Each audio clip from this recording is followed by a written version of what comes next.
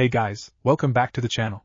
This is a story about what if Naruto has Sage of Six Paths mode in Ruby. Before I start, please support for more amazing content, and do consider subscribing to my channel and share this video with your friends. This is written by Padriec Crannhyr, and link in description and support writer. Let's start the video. Chapter 1 Prologue. Prologue, the Fox and the Rabbit. Flashes of light, clashes of steel, a spark here, an explosion there, a golden flame flitting about a purple giant, with a lone woman in white floating above them both. Below rest three mortals, 2 men and a girl. They watch as the future of their world is decided by the embodiment of light and love, Naruto Uzumaki, and his brother in all but name, Sasuke Uchiha, the paragon of hatred and darkness.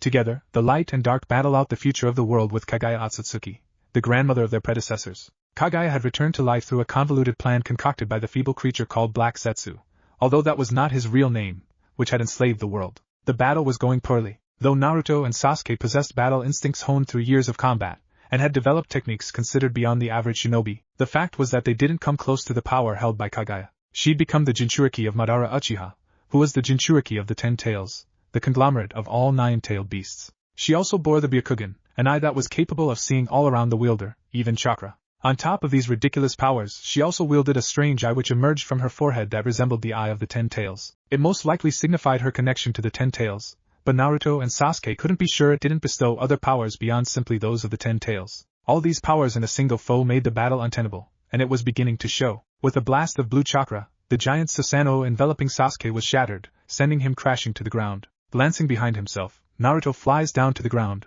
releasing his Kurama avatar to protect everyone. Sakura, how's Sasuke? He demands, keeping his eyes on Kaguya as Kurama fights for him. Not good, he's lost almost all of his chakra, and he's overused his Manjikyu Sharingan. She replies solemnly. I'm honestly surprised he's not blind.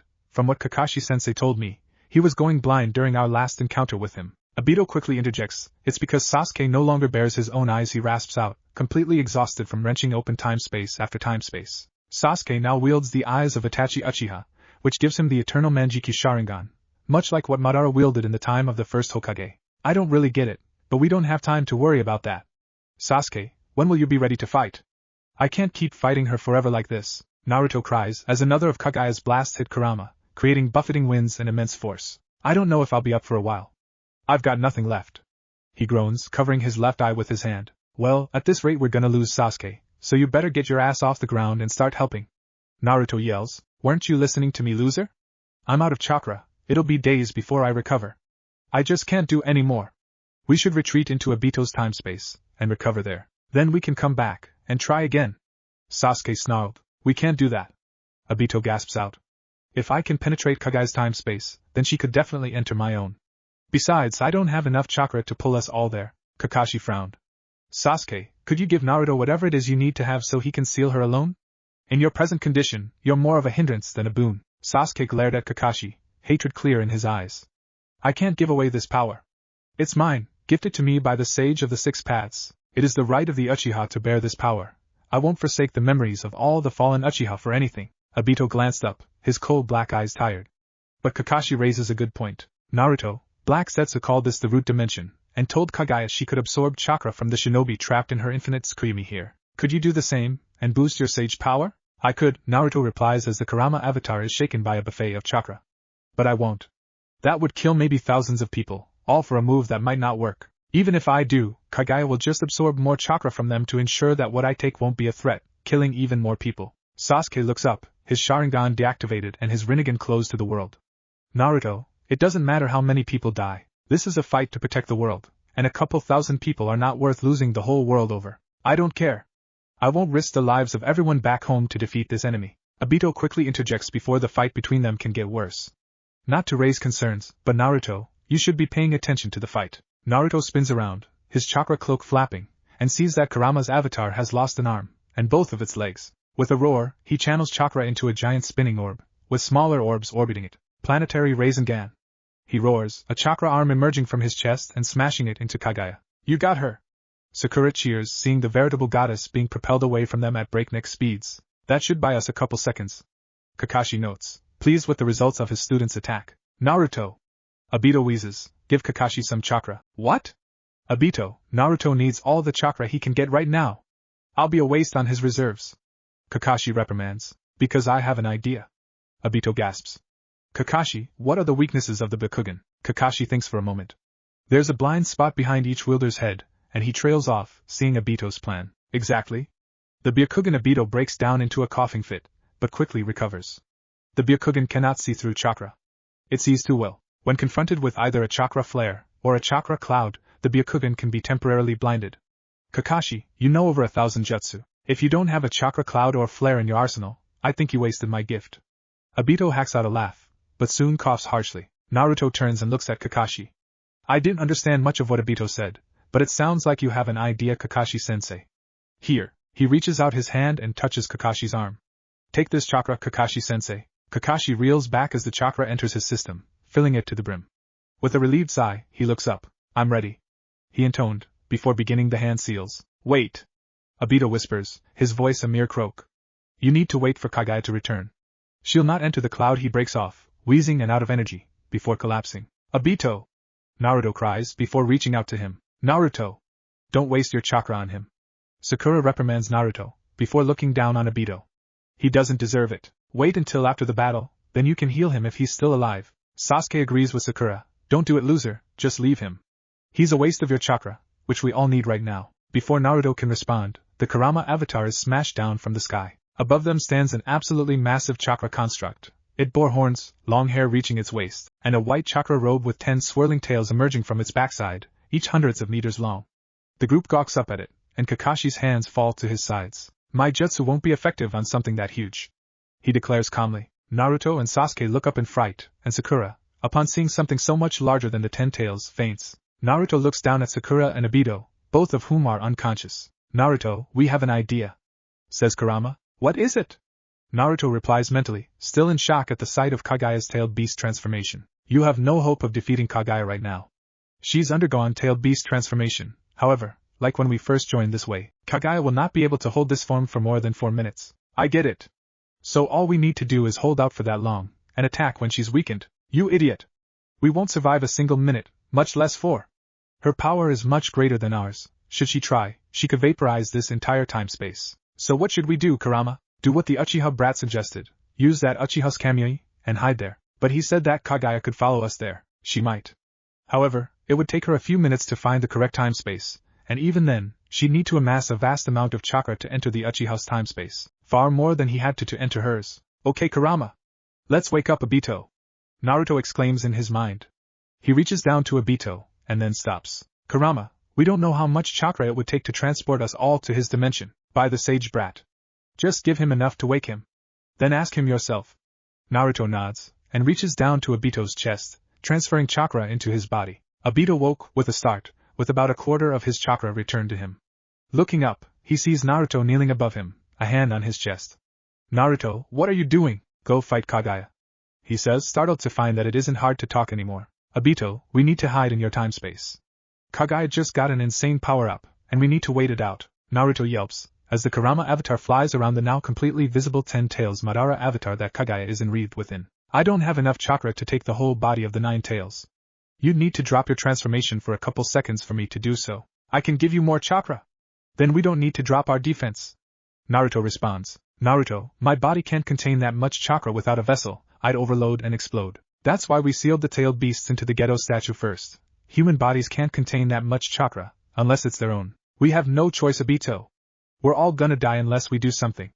At least take Sakura, Kakashi-sensei and Sasuke with you, that way I can fight Kaguya with no holds barred. Obito was stunned, but unfortunately knew that this wouldn't work.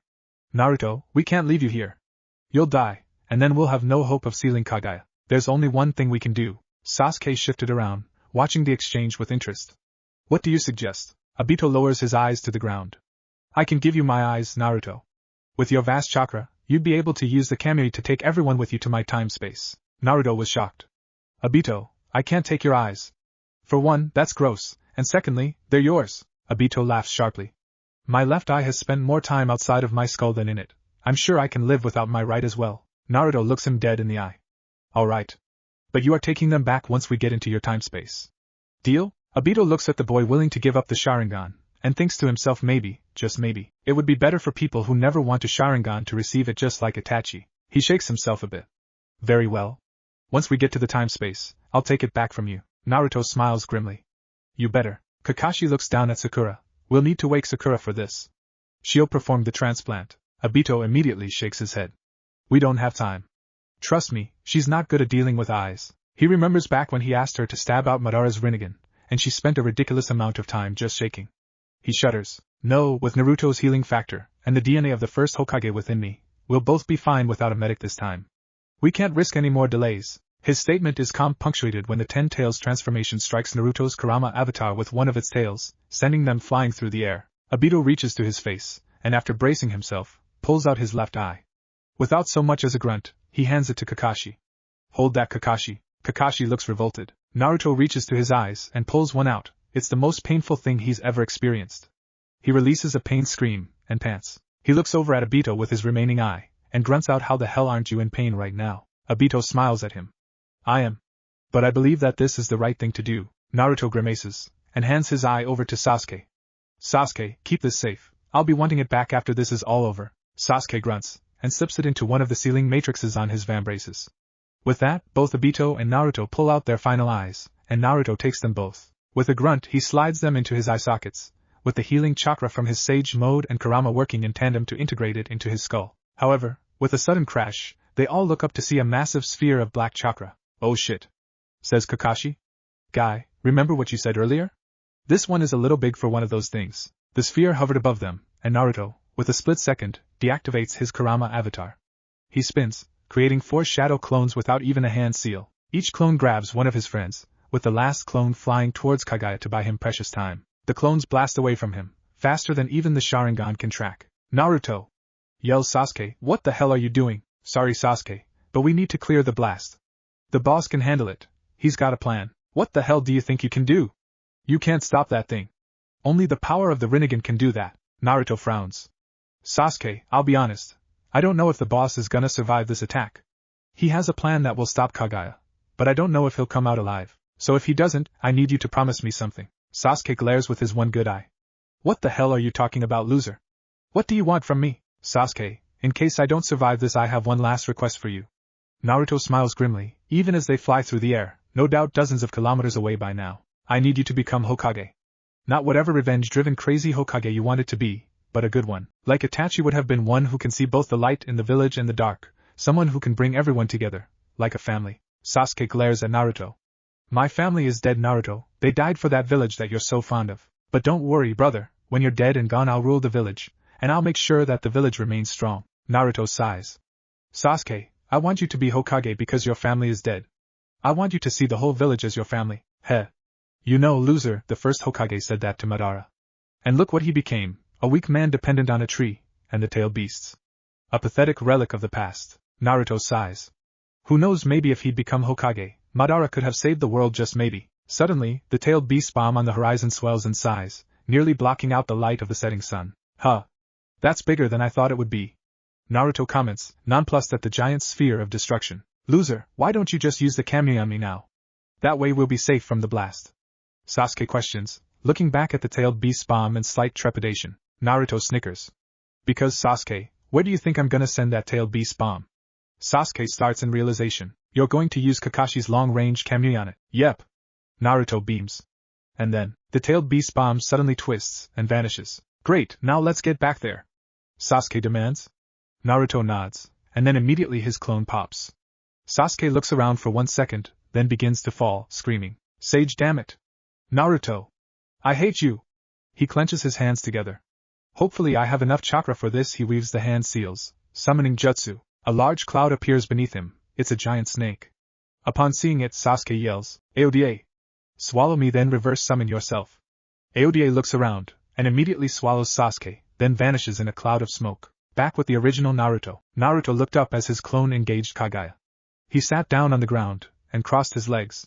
He settles into his spot, and begins to take in nature energy, as much as he can. In a mere 5 seconds, Kaguya has destroyed his clone, and starts throwing weird gray sticks at him. Naruto, in his infinite wisdom, decides that the spikes are probably dangerous, and dodges them all.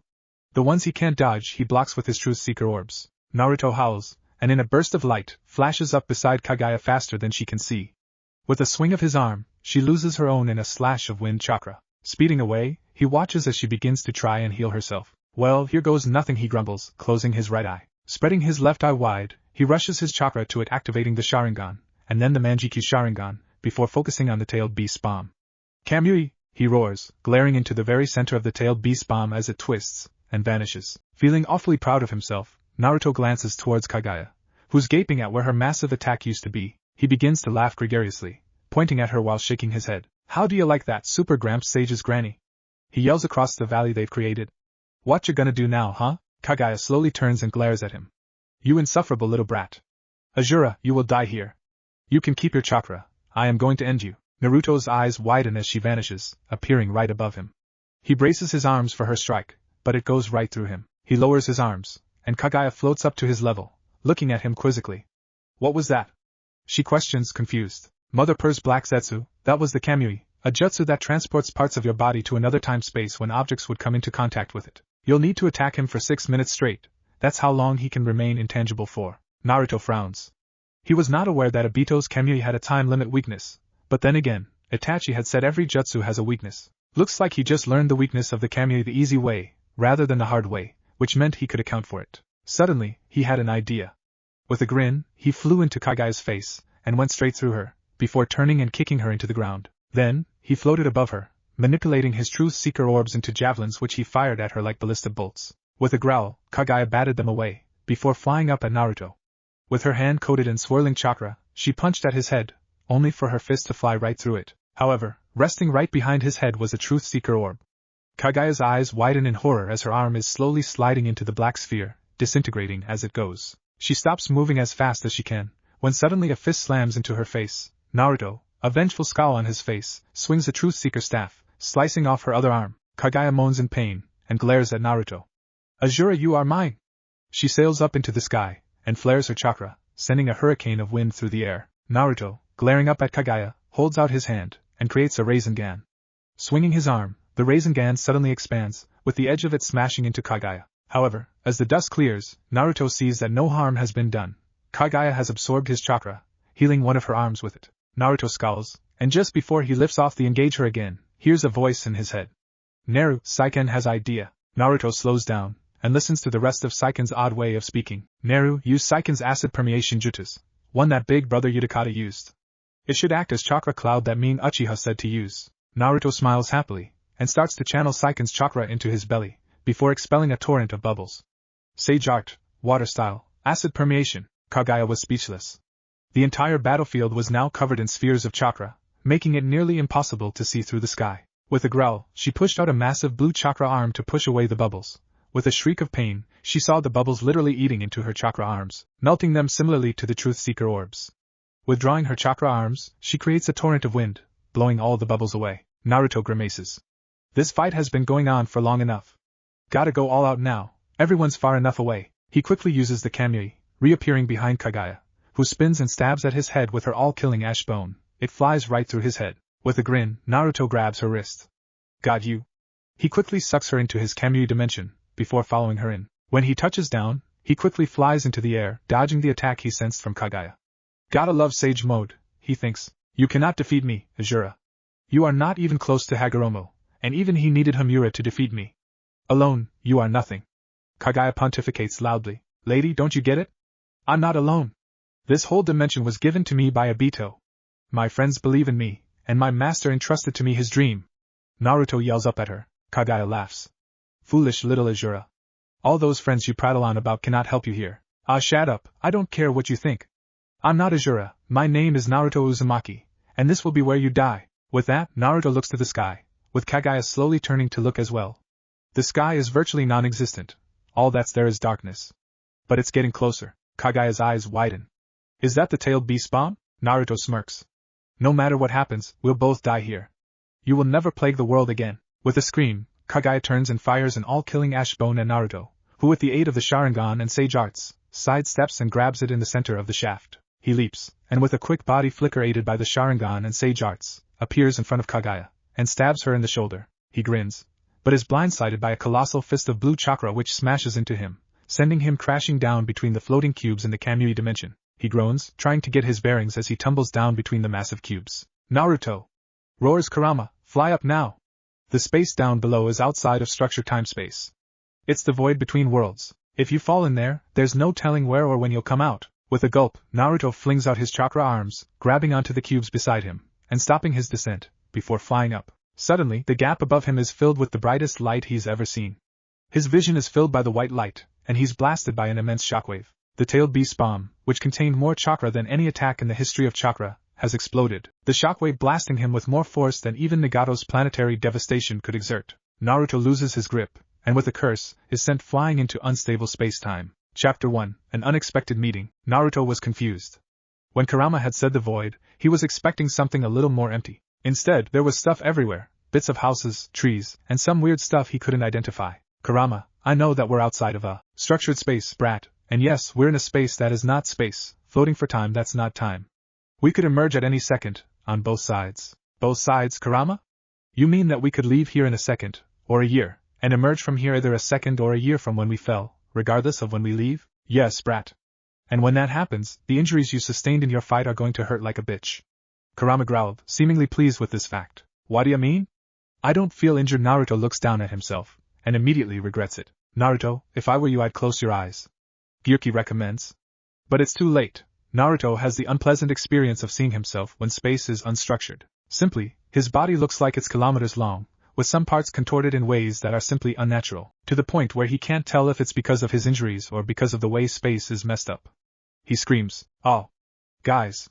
My body! It's all weird and gross." Naruto watches as he tries to make a fist, only for his fingers to clench outwards, away from his palm. He screams again, and closes his eyes. Unfortunately, this resulted in him horrifically seeing his eyelids as though they were meters away from his eyes, with all the fluids and tears sliding within the space between his eyes and their lids. He screamed again, and opening his eyes, look up at the floating waste in the void, which, while similarly twisted and wrong, is much less revolting to look at than your own body. Naruto was just grateful that Obito's Sharingan was deactivated when he saw his mangled body. Seriously, Gyuki? Why did you tell him to close his eyes? Chome reproves. I'm sorry, I didn't think that even his eyelids would be so disjointed from him. Gyuki apologizes. Naruto continues to stare up at the twisting debris, avoiding his body as best he can. Naruto, come into your mindscape. That way you won't need to endure the fluidness of unstructured space. Matatabi purrs. Naruto, upon hearing this, immediately agrees. Yeah, good idea. Concentrating, he reappears in his mindscape. Looking around, he's surprised by the change. Where once his mindscape was gloomy and damp, now it's a large field, with trees on the edge. Sitting around a small lake in the center of the meadow are the tailed beasts, notably not arranged in numerical order. Rather, they appear to be sitting with the others most closely related to their own elemental affinities, or the ones who would be the least likely to argue and pick a fight with them. Isaba sat with Saiken and Koko, Matatabi with Kurama and Son Goku. Gyuki was sitting next to Shikaku and Chome. All of them turned to see Naruto, who was taking in the sight. Why is my mindscape so different? What's going on? Gyuki snorts. You can blame Kurama for that. In what I think is the greatest example of self-pity, of all time, he influenced his prison around him to make it more dismal and horrible. Naruto turns to look at Kurama, a questioning look on his face. Looking down, Kurama sighs. I thought you would be more amenable to freeing me if you thought I was constantly being tortured by boredom and despair. He looks up at Naruto's affronted face. Hey, don't blame me, brat. This prison was equally despicable, no matter how it looked. Naruto looks down and sighs, before looking back at Kurama. I know, and I'm sorry you had to go through it all. Once we leave the void, you can leave if you want. You all can. The tailed beasts, while not shocked, are pleasantly surprised. They all glance among each other, before coming to the silent agreement that Kurama would answer, as Naruto's first partner. Naruto, I think I speak for all of my brothers and sister that we won't leave you when you leave unstructured space. Where else would we be welcome? While you may have changed the shinobi of your time, and that's a big maybe since the war was against the 10 tails, a tailed beast, we have no guarantee that we'll emerge at the right place or the right time, where or when tailed beasts are not hunted and sealed. Chances are we'll emerge before the war, centuries after the war, or even in another dimension where there has been no war. Naruto frowns, and looks out at the forest, thinking to himself. Then I've failed? I didn't bring peace, and I've left Sasuke alone to deactivate the infinite Tsukuyomi. Will he be able to? I mean, your guy's chakra should have dissipated around the area, so he should be able to deactivate it. Right, the tailed beasts look almost amused by his thoughts. Naruto says, Son Goku, didn't you feel it? Naruto frowns, and looks up at Son Goku. Feel what? Naruto asks, confusion mixed with fear in his voice. Kurama interrupts, rising from his belly onto his haunches. Brat, that last attack you did destroyed Kaguya. Utterly obliterated her, and it wasn't the tailed beast bomb, although that did a number on her. It was her gray rod thing. While she was hit by the tailed beast bomb, that rod completely disintegrated her, down to a molecular level. And when that happened, all our chakra came back to the nearest concentration of it, us. Naruto is suddenly white with fear. Then Sasuke has no way to deactivate the infinite Tsukuyomi. Crap, we need to get back. He starts to run around, talking to himself, and mumbling ways to get back. We could use the Kamui again or the flying Raijin, I'm sure with enough time. I could learn it, or maybe the summoning jutsu the toads could reverse summon me. Oh, he groans, trying to think of a way home. Suddenly, Kurama barks at him. Naruto, heal! Naruto freezes, and turns to look at Kurama sheepishly. Foolish brat. Remember, the Uchiha doesn't need our chakra. The divine tree, while cut down, still has a stump. He could absorb some of our chakra from there, and even if he's too stupid to do that, which I doubt, the other Uchiha stole some of Madara's six paths power, which contains a smidgen of our own power. He could be your substitute in undoing the infinite dream. Naruto lets out a relieved sigh, and sits down next to the lake. However, Naruto looks up again at Kurama. Since you didn't notice our chakra returning to us, that means that you also wouldn't have noticed. Kurama trails off, and looks to his siblings in concern. Naruto, worried, asks what's going on. Guys? What didn't I notice? I felt a weird pulling feeling in my stomach, and my hand felt like it was burning. But other than that I felt fine. I thought it was the light mark reacting to Kaguya's death. The tailed beasts are surprised by Naruto's insight into how the light mark worked, and that he'd surmised that the mark would leave once Kaguya was defeated. However, Naruto, the mark wouldn't disappear if Kaguya was dead. That mark would have been expended when you sealed her, which you didn't. Something else happened to your hand at that. Naruto raised his hand. Nestled in his palm was the light mark. However, in its center rested a small black diamond. He raises an eyebrow, curious. Lifting his palm up to the light, he asks what it is. I'm not sure. I've not seen its like before. Have any of you? Kurama responds and questions. All of his siblings respond in the negative, however, although Shikaku does have a thought. It looks like a curse seal, and feels like one too. You may be housing more than just us now, Naruto, he says in his snarky voice. Naruto, upon hearing that, frowns. Then shouldn't whatever's in it be in here as well? The tailed beasts tense, and look around. They don't see anything. Kurama breaks the silence. I don't know, I think we would have sensed whatever is sealed within that mark, but I can't be sure. We should keep an eye open. Maybe whatever's sealed within will make contact. That was my approach after all. Once more, Naruto frowns. Too bad it's on my sun mark. I could have cut off my hand, then regrown it with the creation of all things jutsu. He comments, drawing frowns from all the tailed beasts. Naruto cautions Aisabu, I wouldn't mutilate yourself just to remove a seal. If it came from Kaguya as some last curse, then I doubt that you could just remove it. It's probably tied to your soul. The rest of the tailed beasts agree with Aisabu, although some agree simply because they don't wish to see Naruto hurt himself. Naruto sighs, and sits down. Well, I don't know if this'll work, but I need a nap, so I'm gonna sleep here. Maybe I'll really sleep. At that, Shikaku perks up, and hurriedly exclaims, Naruto, while I was sealed in Gaara I took note of the ways he would release me. In fact, I was the one who taught him most of his ninjutsu. Naruto glares up at Shikaku. Why would I care about that now, Shikaku? I just want to sleep, not train. He grumbles, rolling over on his side. Shikaku snickers, and raises himself up. I'll have you know that I know many jutsu. I'm the great Shikaku. But the one I'll teach you know is the great sleeping possum jutsu. It forces you to sleep, like a self-inflicted genjutsu. Naruto props himself up, and looks at Shikaku. Fine. Since I can't sleep anyways, how do I do it? Shikaku looks elated, and starts explaining the intricacies of the jutsu. Like a mad scientist, he reveals subtle genius hidden beneath a veneer of madness. His siblings are dumbstruck. Was Shu always so clever?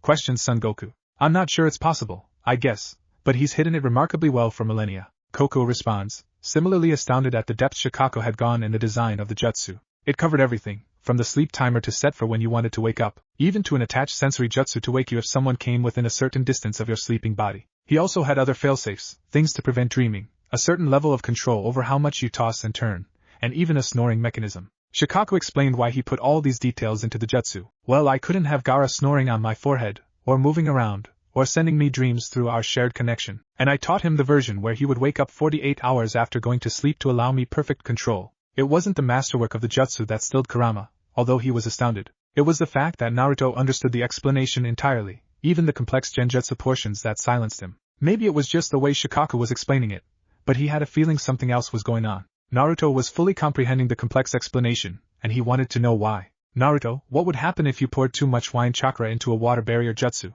He asks, wanting to start small. Naruto looks up at Kurama, confused. The wind chakra would either make the water barrier jutsu swirl uncontrollably unless, since it's a barrier jutsu, not a ninjutsu, the water would be uniformly distributed and would be immovable. Unlike the wall of water jutsu therefore, the wind chakra would freeze the water barrier and create ice. Naruto ends trailing off. How did I know that? Kurama puffs up with pride. Brat, you appear to have inherited the sage's inherent knowledge of jutsu.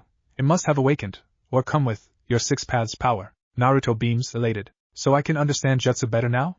Kurama nods, before explaining further. The old man was remarkable. He was able to perfectly understand not only jutsu, but chakra itself. After undergoing even further sage training, he also came to understand the nature of the universe. He grew wiser, and with his abilities to passively absorb chakra with the Rinnegan, he eventually began to spend all his time in his enlightened sage mode. He was calm, patient, and above all else kind. Naruto grew calm and happy hearing this, and eager.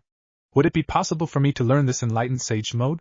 He asks hopefully. Kurama considers, and right before he can respond he's interrupted by Chome. Naruto, father spent many years learning his enlightened sage power, but he didn't have the advantage you have, ninjutsu. Naruto smiles, and quickly picks up where Chome left off. Yeah. I can use shadow clones, and exponentially increase the rate of my training. That way I can learn enlightened sage mode in days. At that comment, Kurama rises up and roars at Naruto. No! You are not going to do it that way. All the other tailed beasts, and Naruto, look at Kurama, confused as to why he's so hostile about it. Kurama, why not? It'll make it go by faster, and Kurama interrupts Naruto with a glare, before continuing. The old man used to say that the destination was not as important as the journey, and what you learned along the way was what truly changed you. If you try and do this training the easy way, and skip out on all the hardship, then the training will have meant nothing. As he explains, the rest of the tailed beasts begin to understand what he means, and agree. You cannot become enlightened in a couple days. It took the sage years because it wasn't something you can do in one place. He had to wander, and learn about the world. Meditate, and thereafter he learned about the world, and its people. Gyuki agrees, before sending a knowing look at Kurama. Alright then. What better place to try and become enlightened about the world than a place without the world? Naruto declares, drawing proud looks from the assembled beasts. Good. While you meditate outside your mindscape, you can have clones within your mindscape learn from each of us about our various skills and abilities, as well as the jutsu we observed our Jinchuriki use over the decades. Hell, some of us might just have interesting history lessons we can impart to you that will help with your sage training, Koko declares, rising up with the rest of his siblings. Naruto sends them all a brave smile, before yawning hugely. But before that, sleep! Squeals Shikaku, excited to pass on abilities that he's been saving for eons to the inheritor of his father. Naruto, upon seeing the excitement that the rest of the tailed beasts are in, smiles and pumps his fist. Right! He yells before flying through the hand signs, and promptly falling over before disappearing. Where'd Neri go? Asked Saiken, who was still a little befuddled by the whole thing. He was a simple creature, who wanted nothing more than to live. All this talk about advanced combat simply didn't interest him all that much. Gyuki was the one who answered him. When a Jinchuriki sleeps they don't appear in their mindscape. Which I learned was a good thing. 8 blissful hours of silence from B's incessant rapping was the only thing that kept me sane each day. His siblings laugh at his small joke, before hearing a thump. Kurama has rolled over, falling asleep himself. All the other tailed beasts smile, before leaving to sleep in their natural habitats. Saiken in a small cave filled with dampness, Matatabi in the bamboo woods near the forest, Koko in the fields next to the pond, Son Goku in a small vale modeled after Suirendo, Aisabu in the lake, Shikaku in the beach near the lake, Gyuki in a rocky crag by the forest, and Chome lies in the forest itself. They all settle in nicely and drift off, with none of them noticing the pond begin to glow with an eerie white color. Naruto dreams. Naruto was pretty sure he was dreaming. After all, he hadn't specified that he wouldn't when using the sleeping possum jutsu, and it would explain why he was floating in an orange fog with bits of gray debris around him. It was possible he was back in unstable spacetime, but his body wasn't contorted in strange ways. He looked around a bit, before hearing a voice. "You little child. How could someone like you best me? I was divine, I was a god." Naruto slowly turned, and floating before him was a battered and bruised Kaguya, and she did not look happy. "Gah! Rabbit bitch!" he shrieked before thrusting his hand forwards, willing a wind-style Rasengan into existence. Only it didn't appear, and all he did was touch her face. He waited a few seconds before pulling back his palm. "What the hell did you do?" With a quick second of sensing, he realized that he didn't have his chakra, and neither did she. "Or my sensing is blocked," he thinks, before Kaguya interrupts his thoughts. "Little Storm, this is deep within your mind, in the realm of dreams. I've been waiting for you here. After you dropped into timeless space, the only place for me to wait was here, where I knew you'd come. So you're back for more, eh? Well, even without my chakra I'll fight you," Naruto cries, as he rears his fist back. He casts his arm forwards, but Kaguya simply drifts behind him. "Azura, no, Naruto Uzumaki, you have defeated me. You also took away the reason for my existence. They will no longer come." Naruto is understandably confused by this. "What do you mean? Who won't come?" he asks. Kaguya responds haughtily. "Members of the Otsutsuki clan have the mission to hunt down and recover the fruits of the divine trees. Once I consumed it to bring peace to the world, I thereafter needed to protect that world from the clan, who would send the hunter 3, Kinshiki, Mamashiki and Urashiki Atsutsuki. However, by removing the chakra of the divine tree from the planet, you've completely removed any chance of them detecting it. Naruto looks at her, once more not completely understanding something she said. I have one question, and you better answer truthfully. He barks. Why did you consume the fruit instead of going home? Why did you risk the fury of your clan? Kaguya smiles benevolently, crossing her arms in front of her in a priestly manner. I sought to bring peace to the world I visited. I wanted to help all who live there, and bring an age of bliss to them all. Unfortunately, the clan would try to defeat me, and to ensure my complete failure, would have destroyed the world. Naruto was flummoxed, and couldn't tell if Kaguya was telling the truth. On one hand, he wanted to believe her. The only problem was, you probably don't know this, but I have the ability to sense negativity. Naruto says, looking at Kaguya carefully as she blanches. And you positively use it. I don't know if you're telling the truth, if when you started this crusade you did have positive intentions. But that doesn't change that right now, all I sense from you is hatred and fury. There's not even any regret about what you've done. Kaguya is furious, and drops her mask of love and caring, becoming cold and ruthless, just as she was in their battle. Very well then, Azura. However, know this, I have sealed myself within you. When the time comes that you are weakened and feeble, I shall take over, and then you will die, she proclaims, widening her arms and raising them high. Those who defeat gods cannot remain mere mortals. I curse you, reincarnate of Azura, I curse you to lose that which flocks those to you. I banish away your goodwill, your love, and your forgiveness, she roars as her robes flap in an invisible wind. Naruto glares, and despite his lack of power, stands firm. I don't care what you say, curse or otherwise. I've broken this curse before, and I'll do it again. Kaguya frowns at his proclamation, lowering her arms. What do you mean, child of Hagoromo? You have been cursed in this way before now? The entire shinobi world is a world governed by hatred.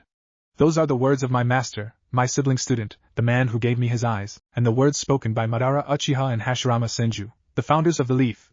The pervy sage and Nagato entrusted to me to break that curse, and I've done my very best to do so. I believe that with my fall, the loss of the tailed beasts, and the defeat of the curse of hatred, that the shinobi world will now no longer be ruled. It will be. He trails off, unsure how to continue, but his conviction echoing in the void. Kaguya was floored by his firm, unyielding conviction. Naruto didn't care if he was cursed, he didn't believe in destiny.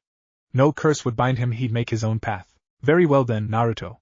Kaguya speaks, her voice subdued and broken. Maybe just maybe my path was the wrong one. Hashirama. Naruto starts, as her voice suddenly becomes more masculine, and her hair turns raven black. Her body begins to split, until standing before him is Madara, clad in his black shinobi pants. His eyes are a charcoal black, and he no longer has Hashirama's face on his chest. He looks towards Naruto, and smiles. Maybe you and Hashirama were right. Maybe it is time for shinobi like me to leave the world in peace. Farewell, young shinobi. Wherever you go, don't make the mistake of the sage. Don't gift a power that can be used for evil. His body turns a bright and noble blue, before he bursts into 1,000 particles, dissipating in the void. Don't make the shinobi the villains of your new home, his voice whispers out, before the chakra particles fade entirely. Naruto looks out at the sight, bowing before the chakra. I won't let you down, Madara Uchiha. Despite what you did, it was your actions which united the shinobi world. Without you, it may have taken centuries to unite the shinobi world. You truly were deserving the title savior of this world, may you rest in peace. Kaguya looked on, completely and utterly baffled. But I curse you, why did you forgive him? Black Zetsu left me some of his memories before he fell. That man was a monster who killed thousands. She snaps, exasperated by Naruto's continued good nature. You are right, responds Naruto stoically.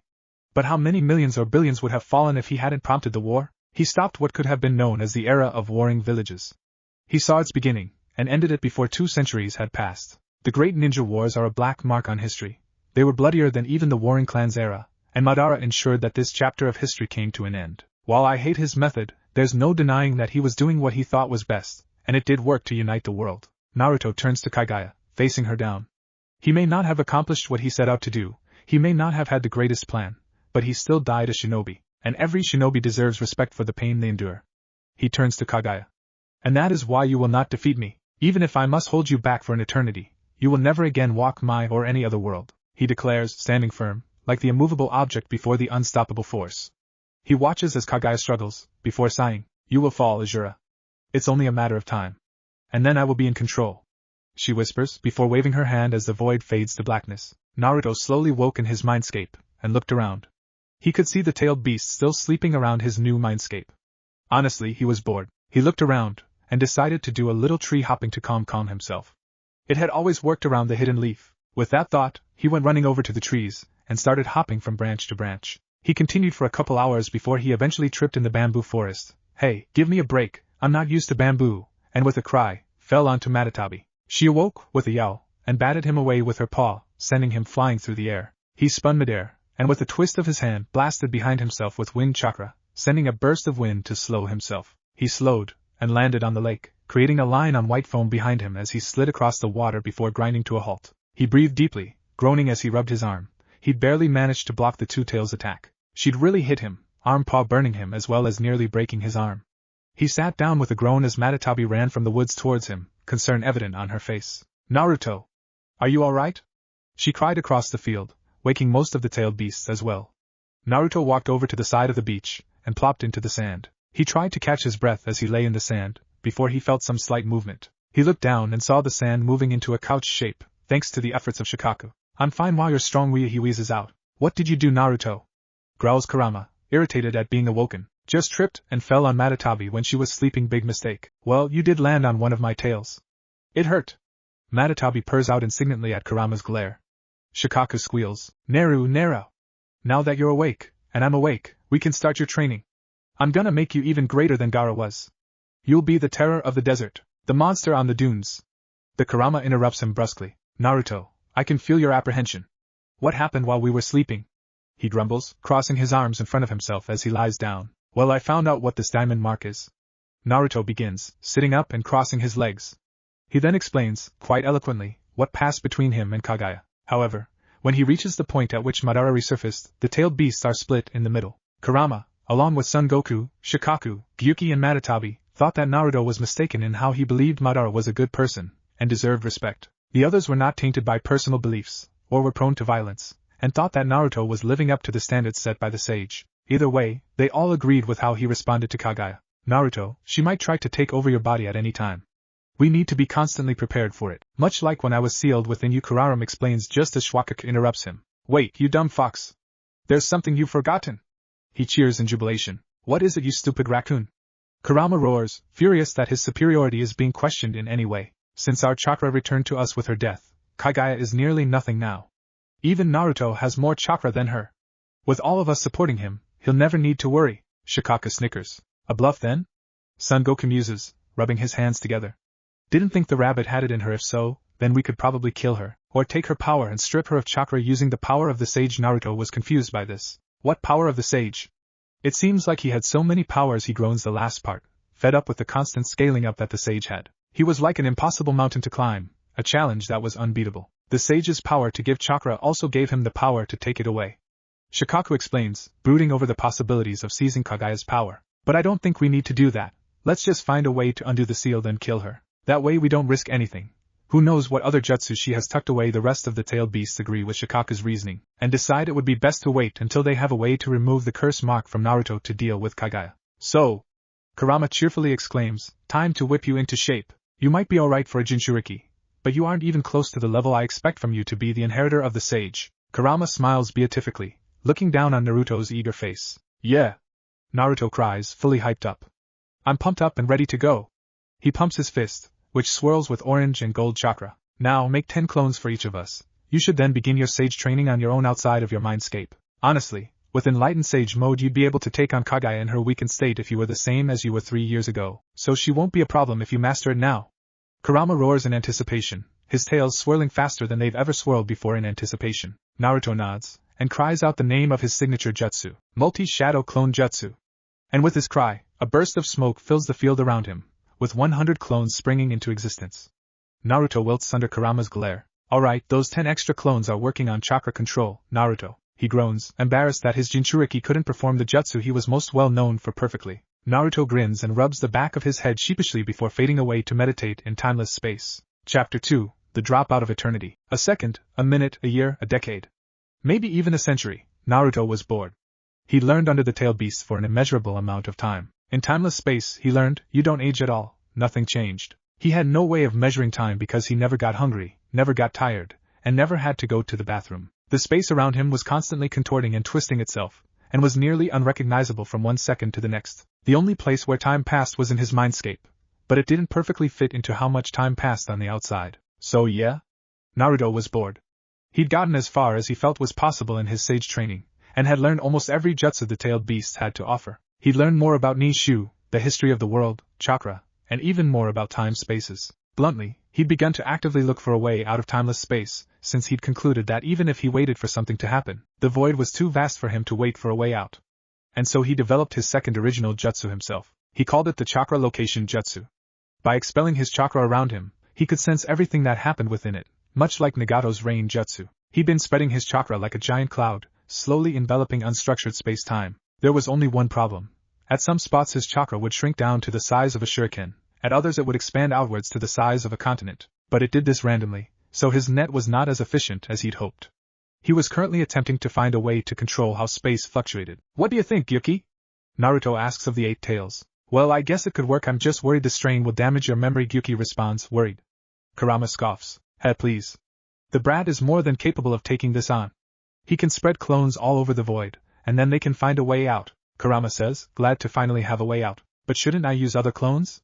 Ones that don't send their memories back to me? That way I won't need to. Naruto trails off, still unsure why there were problems about using clones. While it would be extremely discomforting, it wouldn't be more so than being killed, which almost all of his clones had experienced at one point or another. With a sigh, Naruto acquiesces. Very well then. He closes his eyes and enters sage mode. Now, however, it was closer to Hashirama's, with much more coloration over his face that resembled the sage markings that Hashirama himself bore. It was a more powerful version, but still not enlightened. He crosses his fingers. Multi-shadow sage clone jutsu, he thinks to himself as over 1,000 clones pop into existence in the void. They all begin to fly about, each of them activating their Sharingans. And now we search?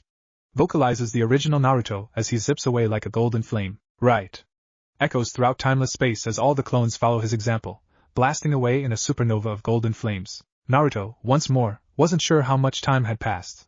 He'd been flying, and flying, and flying, but since time and space were messed up, he couldn't tell how far or how long he'd been searching for. But suddenly his mind was filled with images of a great green light, stuck within a perfect sphere, something he hadn't seen yet in unstructured space. Something was holding it together, and his clone had popped after seeing it. With a grin, he flies in the general direction he thinks that his clone went. After immeasurable time, he saw it. A great sphere of something, translucent and white, with a green light within. He smiles grimly, and flies straight towards it, his clothes burning off his arms as they plunge into the sphere. With a roar, his eyes spin into the Manjikyu, ripping a hole in the sphere with the Kamui. He flies through the rapidly closing hole, and a light fills his vision. Then, he's gone. Naruto groaned as he lay on the ground, incredibly tired. He looked about himself. He had awoken in a small glade in a forest, not dissimilar to the ones he'd grown up in around the leaf. He smiled as the sun lit up his face, warming him in a way he had almost forgotten. Naruto, you did it. We're free, howls Shikaku from his mind, celebrating the freedom they'd achieved. The rest of the tailed beasts share Shikaku's joy, and Naruto's head is filled with joyful celebrations, making his smile widen further. Thanks, guys. I couldn't have made it without you, he says, reaching out his chakra with his mindscape. They tailed beasts feel his gratefulness, and respond in kind. My only regret is that I can no longer return home, Naruto whispered quietly, his eyes filling with tears. Now that he had accomplished his goal, he had nothing covering up his shame and guilt. My friends must all think I'm dead. No, Naruto hears from his head. Naruto, before you left, your clones healed Obito's eyes with the creation of all things technique. You don't remember because the memories were lost in the void as they tried to find your chakra to return to. He could have seen the battle you waged, and he'll know what happened. You are alive, and he'll know. Kurama soothed from Naruto's mind, trying to ease him into accepting what had happened. Really? Naruto sniffled, still mourning the loss of every one of his friends. I still miss them. Kurama, just give me this one moment to mourn. I have no pain to worry over, no students to pass on my learning to. Naruto thinks back to the last time he mourned, after Jiraiya's death. Shikamaru had dragged him up by getting him to believe that one day he'd be called Naruto-sensei. That was no longer possible. He had no responsibilities beyond those to the tailed beasts. Naruto, you dash. Kurama was interrupted. Kurama, that's enough. Give the boy time to mourn. He deserves at least that.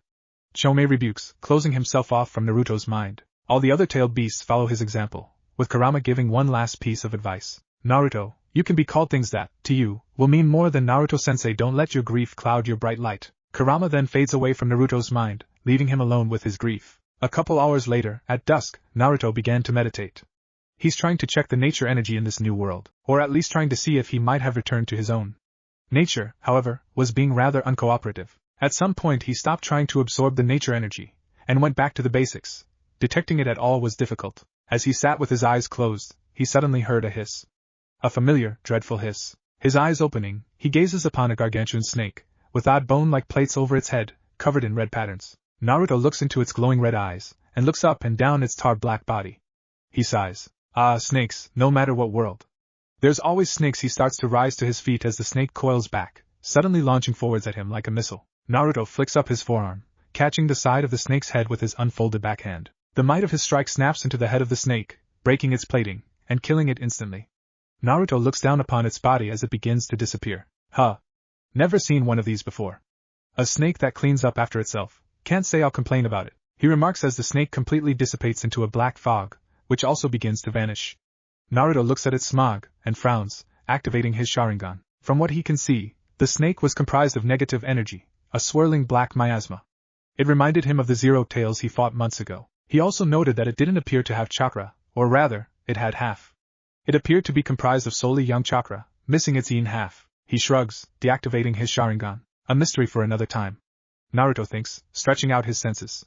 Good, I can sense a village. It's a couple 100 kilometers away. It should take about an hour to get there on foot. With that, he leaps into the trees, dead set on reaching this village and learning all he can about this new world. Naruto, where are you going? He heard Kurama call. I've detected a village nearby. I'll be there in an hour and find out all I can about this world.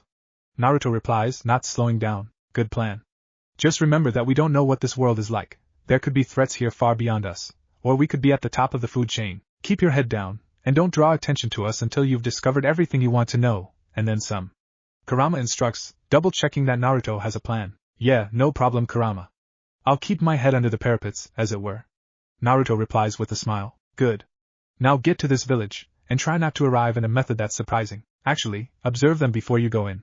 We don't know if they check things like ID before you enter the walls. It's better to establish whether you can sneak in before you try, rather than fail and get captured. Kurama decides. Ha! Agreed. Naruto laughs, speeding up. After nearly an hour of dashing through the trees, Naruto can see the city. That is far larger than a village. He thinks to himself. Well, better observe for now, see if I can sneak in. And so he watches. After about 20 minutes, Naruto concludes that they do check ID at the gate. However, the guards don't appear too invested in their jobs. They just let in two people obviously feigning their age, without so much as a second look. It'd be easy to gain access to this city. Slithering down the tree, Naruto waits by the side of the path. Within a couple minutes, he notices a group passing by. With a grin, he slips through the branches, like a shadow. When he's above their group, he closes his eyes, willing his chakra to flow. Transformation jutsu. He thinks to himself, transforming into a small twig, which, since his arms no longer held himself up, allowed him to fall down into their cart, which was being dragged by two of the people in the group. He waited as the group went through the gate, before applying a small amount of wind chakra to push himself off the cart into a nearby alley. With a poof of smoke, he was whole again. Well, that was easy, he thinks to himself, proud of how he snuck into the city. Now, first things first, I need new clothes. He glances down at his battered outfit. His jacket was almost completely destroyed, covered in char marks and rips and tears. It also had a large amount of blood on it, although none of it was his. Niji, he thinks to himself. Resolute, his eyes swirl into the Manjikyu Sharingan, transporting his jacket into the Kamui dimension. He sighs, and starts to think. I should transform so that people don't notice me. I stand out quite a bit, with obvious battle marks and wounds. I also don't have any money, so buying what I need will be difficult. Do you guys have any ideas? He thinks inwards. Well, you could steal what you need, but I get the feeling you won't like that. Gyuki begins, so, I would recommend looking for a homeless shelter. The hidden cloud would give out clothing and food to the needy once per week. This place may do something similar. Naruto approves of this idea, even though his pride is hit a bit by essentially taking from the needy. However, he thinks, I kinda do qualify as needy at the moment. With his conscience clear, he thinks about who he should transform into, before he comes to the best decision possible. A man who was almost invisible when he knew him, Shino Aburame. Honestly, he's almost invisible. Maybe it's because of how quiet he is, Naruto thinks.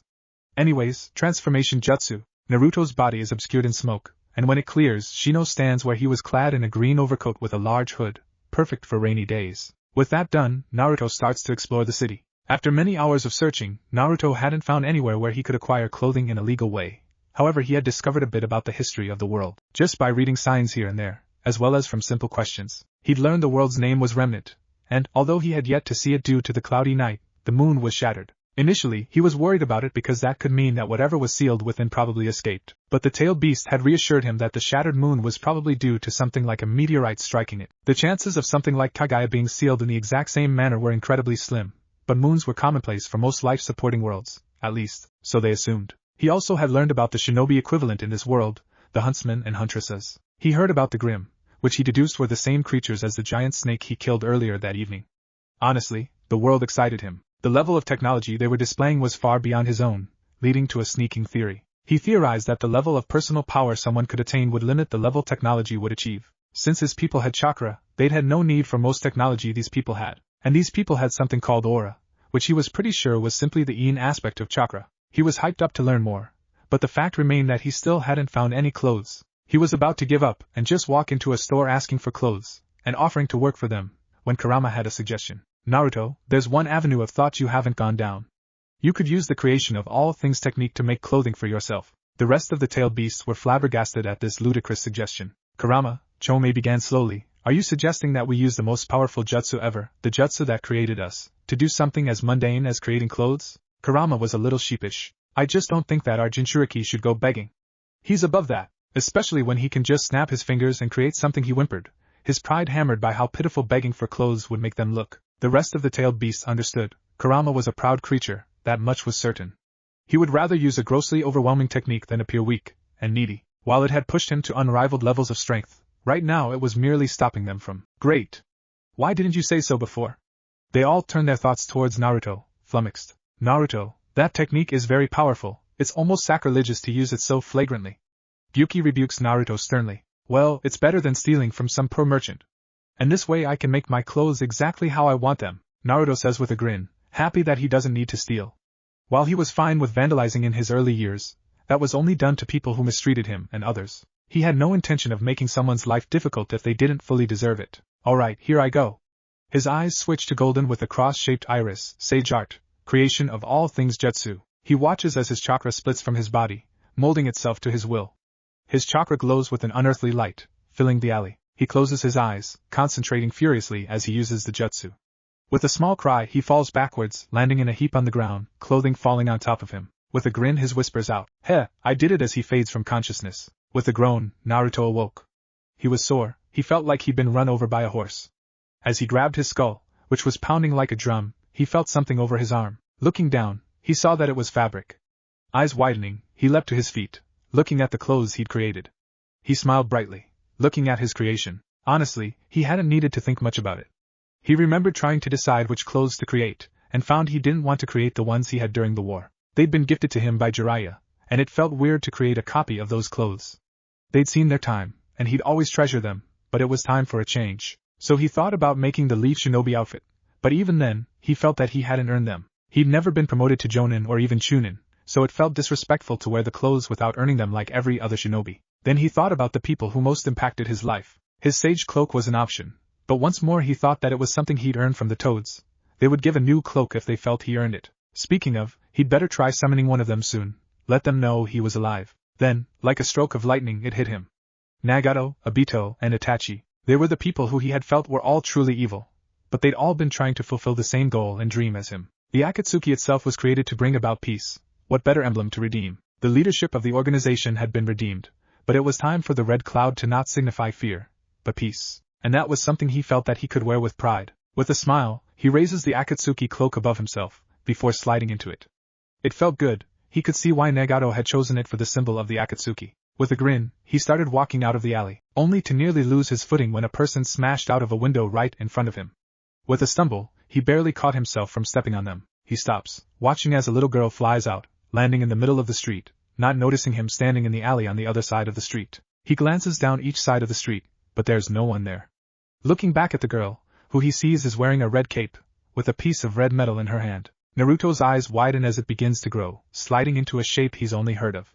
It appears to be a giant scythe, with red highlights along the shaft. He calmly observes as she systematically takes out the grunts and suits, noting how she uses the grossly oversized weapon almost elegantly, using something he'd learned was a gun to move the scythe blade faster than normal. At some point, he ended up making a little groan as he saw her knee some poor soul in the nuts. He whispers a small prayer for the man, before he sees a veritable peacock of a man walk out after his grunts, bedecked in a bright white coat with a bowler hat. Although, his hair was pretty awesome. Well, the man says in a snarky tone, Red, I think we can all say this was an eventful evening. But as much as I would like to stick around, he spits out his cigar, grinding it out with his can, before lifting it up to shoulder height. I think this is where we both part ways. Naruto's eyes widen as he sees the tip of the cane flick open, and a small bright orange ball comes flying out at the girl. With a curse, he leaps forwards, kicking the ball out of the way. He lands in a crouch, glaring at the man. The man's eyes widen before he groans. Of course, there's 2 of them.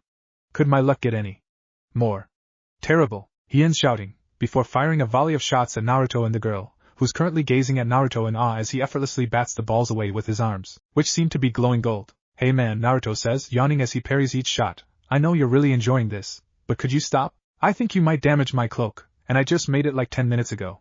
He complained, watching as the Joker became more and more furious. Eventually, the man stopped firing. Well, this has been fun, but I'd much rather get away with my life, so he trails off, lifting his case in the air before hurling it at Naruto. End of the line, Blondie. He fires his cane once more, hitting the case in midair, which explodes. Naruto, momentarily stunned, is sent flying into another building, crashing through the wall with a groan. No! Yells the girl, turning towards the man, only to see him climbing up a ladder on an adjacent building. Turning towards the old man who owns the dust shop, she asks him, can you check on the boy who just got hit? I'm going after that thief. The old man nods, running over to the building with a large hole where Naruto crashed in. With that assurance, the girl runs after the man. Hey! The man hears, turning to see the girl on the roof. Stop! She demands, turning her side upwards, smoke curling from the tip of the shaft. Thought you'd go help your friend. The man remarks. Still, Little Red, this is where we part ways. At that, the wind picks up as an aircraft hums into the air behind him. The girl takes a step back as the spotlight comes on, pointing right into her face and causing her to squint a bit. The door opens on the side of the aircraft, and the man clambers inside just as a piece of metal bounces off his back. The man turns, and with a growl, sees Naruto on the rooftop just behind the girl. He groans, and filching about in his pockets, notes that he's out of dust. Hey boss?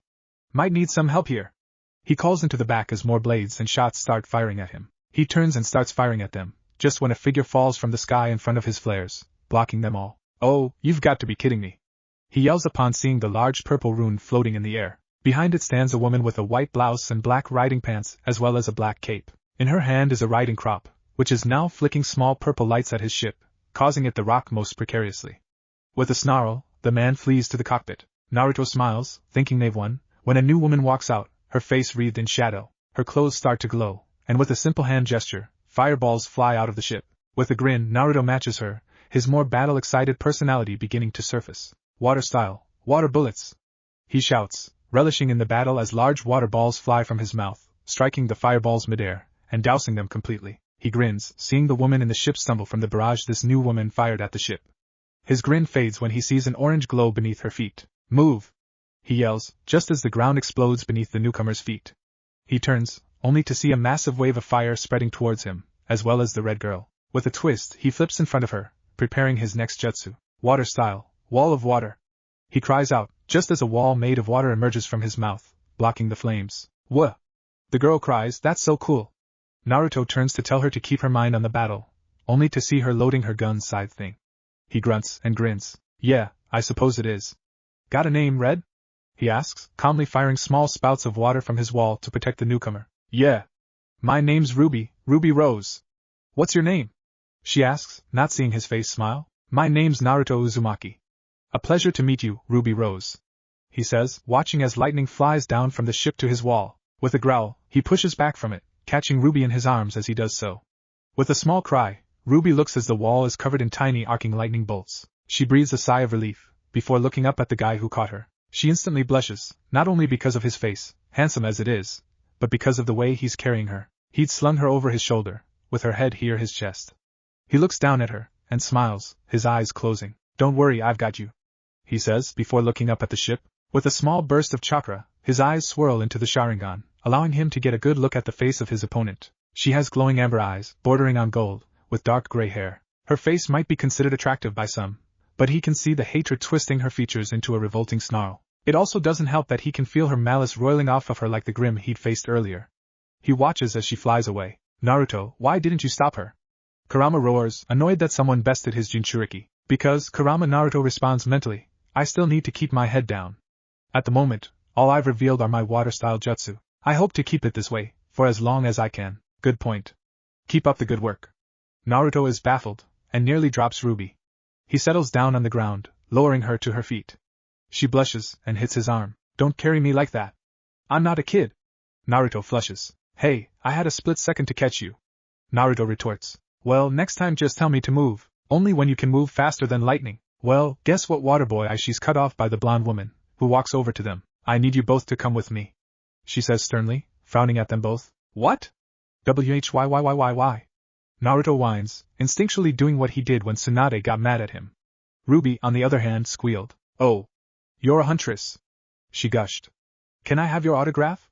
The huntress glares at Ruby, and says something that causes both teens to pale. You're both coming with me to the police station.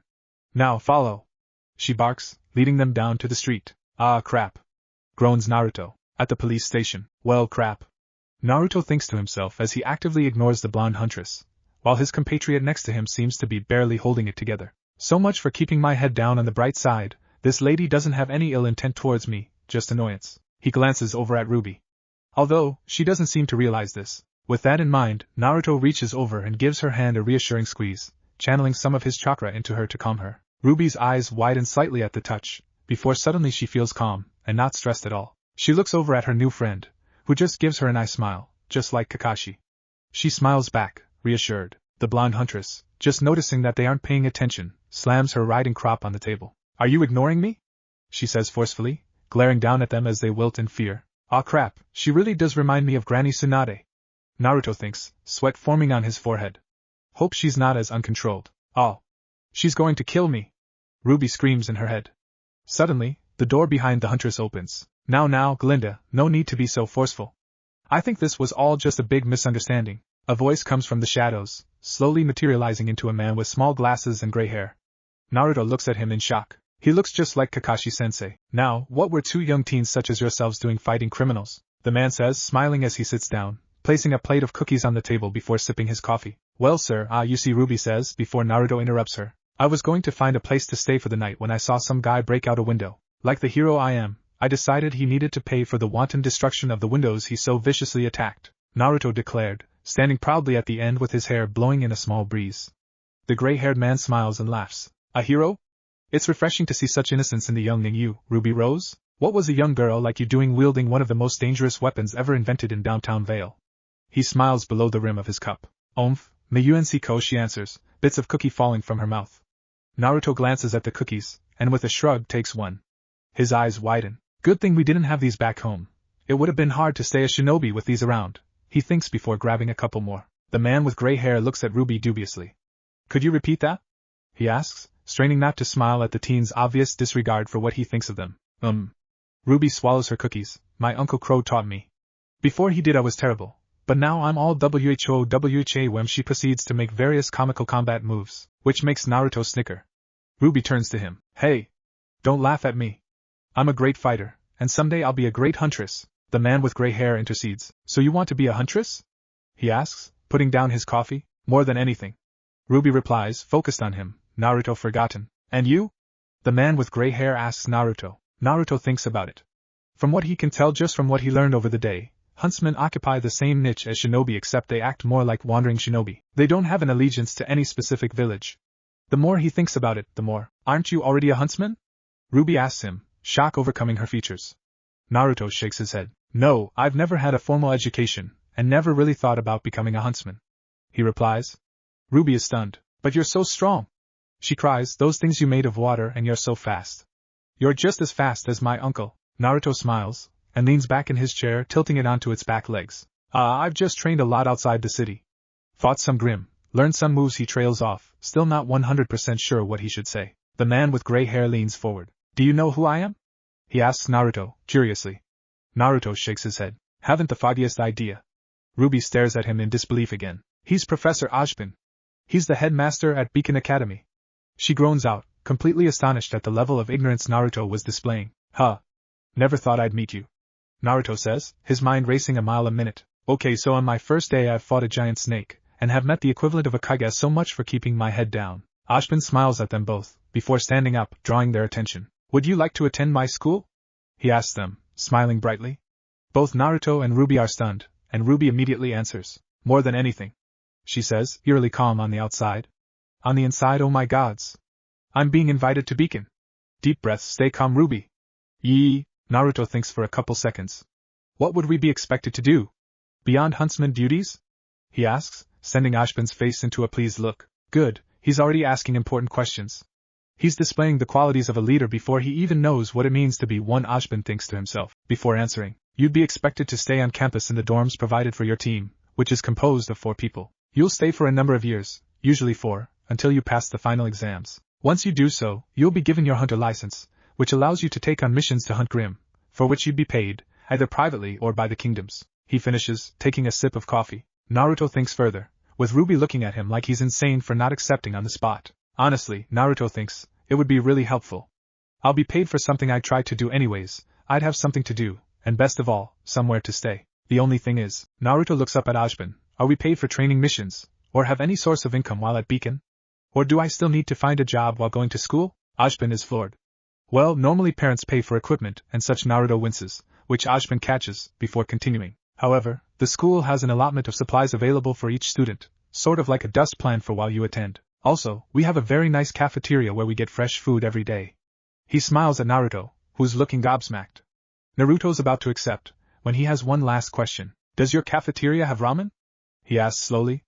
Ashbin thinks for a second. Well, we have catering services from Vale, where we get a portion of food in exchange for teaching huntsmen so we can have it delivered along with the other food if you want it. At that, Naruto's sold. Free ramen, free room and board, and learning about the world? Best first day ever. Naruto rises, bowing to Ashbin. In that case I accept, Ashbin-sensei. He says, bent at the waist. Ashbin is puzzled, but smiles. Not that I don't like the respect, and I think you've just won over Glinda. He glances at Glinda, who's looking at Naruto approvingly. But you don't need to bow to me, or any other teachers. Also, what does sensei mean? He asks, curious. Naruto flushes. Sensei means teacher, and by saying it I'm showing you the respect you deserve as a teacher of the new generation. He answers, raising up his head and looking at Ashbin, who's smiling happily. Well, it's rare we get such courteous students. You'll both be welcome at Beacon, and your scrolls should receive the enrollment forms soon. Naruto raises his hand up tentatively. Sensei? I don't have a scroll, I'm afraid mine was damaged some time ago by Grimm, and I have yet to procure a replacement. Ashbin looks at Naruto studiously, before smiling. Don't worry, I'll have one for you when school opens. For the meantime, just arrive at Beacon a week from today, at 8 o'clock sharp. Initiation starts at 9 o'clock the next day, and you'll have all day to familiarize yourself with the rest of the students. Naruto nods, and together with Ruby, leaves the police station and heads down the street. Ruby looks nervous, before shaking her head and tapping Naruto on the shoulder. He turns, looking at her curiously. Yeah, Ruby? He asks. Well, you said you were looking for a place to stay. Why don't you come stay at my place until enrollment? That way I'll have at least one friend going to Beacon with me. She trails off, seeing his shocked face. On the other hand, she rushes, if you have other plans, I mean, you don't need to. Naruto cuts her off. Sorry, Ruby, it's just that I'm not used to people inviting me over. No one's ever actually invited me to their house before. He trails off, remembering all the lonely days off spent playing cards with his shadow clones. He bows again. I would be honored to accept your invitation. Ruby blushes, hitting his shoulder while looking away from him. Oh, stop it you. I'm just trying to be nice. We all need a place to stay, and maybe we can spar at my place. I saw your sweet water semblance. I can't wait to see more of it. Naruto smiles, before hinting, water isn't all my semblance can do. He tells her conspiratorially. Ruby is stunned. Oh, I can't wait. She cries. Also, what weapons do you use? Is it a water sword? A water whip? What? She ends intensely. Naruto rubs the back of his head sheepishly. I'm afraid my weapons were all destroyed in my fight with the Grimm. Ruby is curious. Weapons? As in plural? Naruto nods, a bit confused. Well, yeah.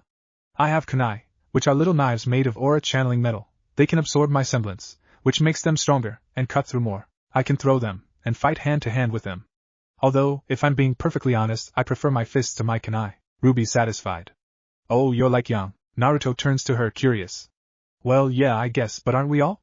And how do you know about that? Ruby stops, confused. You know Yang? Naruto nods furiously. Yeah, but I didn't know everyone knew about Yang Chakra, huh? Yang Chakra? What? I'm talking about my sister, Yang Xiaolong. Oh, that would explain it. What do you mean? Yang means physical energy, while Yin means spiritual. When you said I was like Yang, I thought you were talking about my dominant energy type. Ruby nods. Oh. Well, what I meant was that my sister likes using her fists instead of weapons, although she doesn't still have Ember Celica. Naruto smiles. Yeah, I've always found hand-to-hand to be simpler than weapons, and honestly, I've found it works just as well. He laughs loudly. Ruby smiles at him. What is it? Naruto stops slowly, wheezing a bit before answering.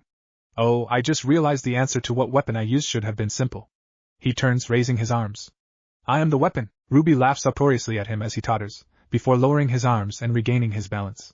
She trails off, wiping tears from her eyes. Naruto? Yeah, Ruby, I think we're gonna be great friends. Chapter 3. The Start of a Dream. It was at the receiving end of a furious glower that Naruto first met Taiyang Xiaolong, Ruby's father. He supposed it was natural that her father would be suspicious, but he'd been glaring for more than an hour. At first, Naruto thought that it was because he had come over without the patriarch's permission, but after nearly 45 minutes he'd been dissuaded from that line of thought. Naruto had concluded that Mr. Xiaolong didn't like him because he was a boy near his younger daughter. This actually made Naruto respect him more, since it showed how much he cared about his family. However, not everything was sunshine and rainbows at this household. He'd concluded that Ruby's mother was dead, but not by asking, by studiously observing the signs around him. As a kind of icebreaker, Naruto had offered to pay for lodging, to which Taiyang had immediately refused, suddenly not glaring at him at all. No. You don't need to pay us. Ruby invited you over and it would be inhumanely rude to charge you for basic hospitality. Naruto countered this deftly. At least let me help you with chores and things. I lived by myself for nearly 15 years. I'm sure I can help you, either by washing plates or by helping you cook. Taiyang was at a loss. While he immensely wanted to dislike this boy, and chase him away with a poker and a shotgun, he didn't appear to have any designs on Ruby. He truly seemed to just be a new friend that she invited over. So, he finally acquiesced, and allowed Naruto to help him cook. About half an hour into the cooking time, Yang returned home. Ruby spared no second, rushing to the door. Yang! Yang! Guess what? She cried, bursting out the front door as Yang rolled up on her motorbike. Yang dismounts, and turns over to Ruby. What is it, little sis? I was in Vale today looking at dust in the dust shop, and then there was this mean angry guy in a suit, and Ruby's cut off by Yang. Whoa, Rubes, slow down. Let's go inside. Knowing you haven't told Dad yet, right? She asks, smirking knowingly. Ruby flushes. Will she trails off. Yang smiles as she rolls her motorbike into her garage. How about you tell us both over dinner? I can smell it from here, smells different than the normal noodle wok Dad makes, she says, perplexed. Oh, that's cause Naruto's making something called ramen for us. Ruby says happily, skipping back inside. Yang freezes outside. There's a guest over? I've never heard of a Naruto before, meh. Must be one of Dad's old school buddies. She shrugs, before walking in. Yo Dad, I'm home. She calls, taking off her shoes. She notes an odd pair of sandals on the floor where the shoes go, concluding, accurately, that they belong to Naruto. Come on and sweet it. We have a guest tonight, his name's Naruto. Yeah, Ruby said he was making something called ramen? Yeah, and while I don't like to admit it, Taiyang comes out of the kitchen, a pleased smile on his face. It smells better than wok, and has more ingredients too. I swear, this guy's a real well of knowledge about this dish. Can't wait to see if he knows as much about other foods. He laughs loudly, taking her coat and throwing it over the banister leading up the stairs before marching down the hall. Yang smiles, a bit confused. I don't get it, was he not able to cook this before? She asks, following Taiyang. Now it's his turn to be a bit confused. What do you mean? I've only just met the guy. He exclaims. Yang frowns. Then why is he over here? She asks, scratching her head. Taiyang frowns, crossing his arms. Ruby invited him over. He scowls. Yang, on the other hand, lights up. You mean Ruby invited a boy over? She squeals, literally bouncing in place before rushing into the kitchen. Taiyang sighs. Yeah, that's what I'm afraid of. He says, depressed. Suddenly he perks up. Although, the kid can cook, so I guess he's off to a good start. But he'll need to do a lot more, he grumbles. Yang rushes into the kitchen, and sees Ruby sitting on the backrest of a stool, watching a tall blonde boy with the spikiest hair she's ever seen chop vegetables, and toss noodles furiously into boiling water. Ruby! I need that chili garlic sauce 5 minutes ago. He cries, with Ruby leaping to attention. Aye, sir. She cries before blasting around the room with her semblance, grabbing the things he needs as he calls them out, with him then perfectly measuring them before tossing them into the noodle mix, which is still somehow swirling on its own. Man, if I had time I'd make you noodles from scratch, but for now we'll make do with these pre-made packaged ones. He says, turning. Would that be alright, Mr. Xiaolong? Taiyang peeks in. These aren't store-bought, brat. I made these myself. Each one, meticulously handcrafted. Yeah, I know. I called them pre-made, not synthetic abominations. Naruto calls over his shoulder. They'll work fine, but you need special ramen noodles with just the right texture for this dish to be perfect. Naruto stops talking to them, focusing wholeheartedly on his ramen. Ruby leans over to Yang. Yeah, when Professor Ajban offered him a place at Beacon, his condition was that ramen would be served there. I really want to know why he demanded it. Yang is confused. Ajban offered him a position at Beacon, and he had demands? She exclaims. Ruby smiles. I'll tell you at dinner. Then Taiyang tells them to set the table, which they rush off to do while Naruto finishes his divine dish. Once the dish is finished, Naruto calls out. Hey, Mr. Xiaolong? Where do you keep your bowls? Taiyang comes into the room, and grabs 4 bowls from a top shelf before setting them on the kitchen counter. Here kid, knock yourself out. Table set, Just give us the word. Naruto smiles brightly.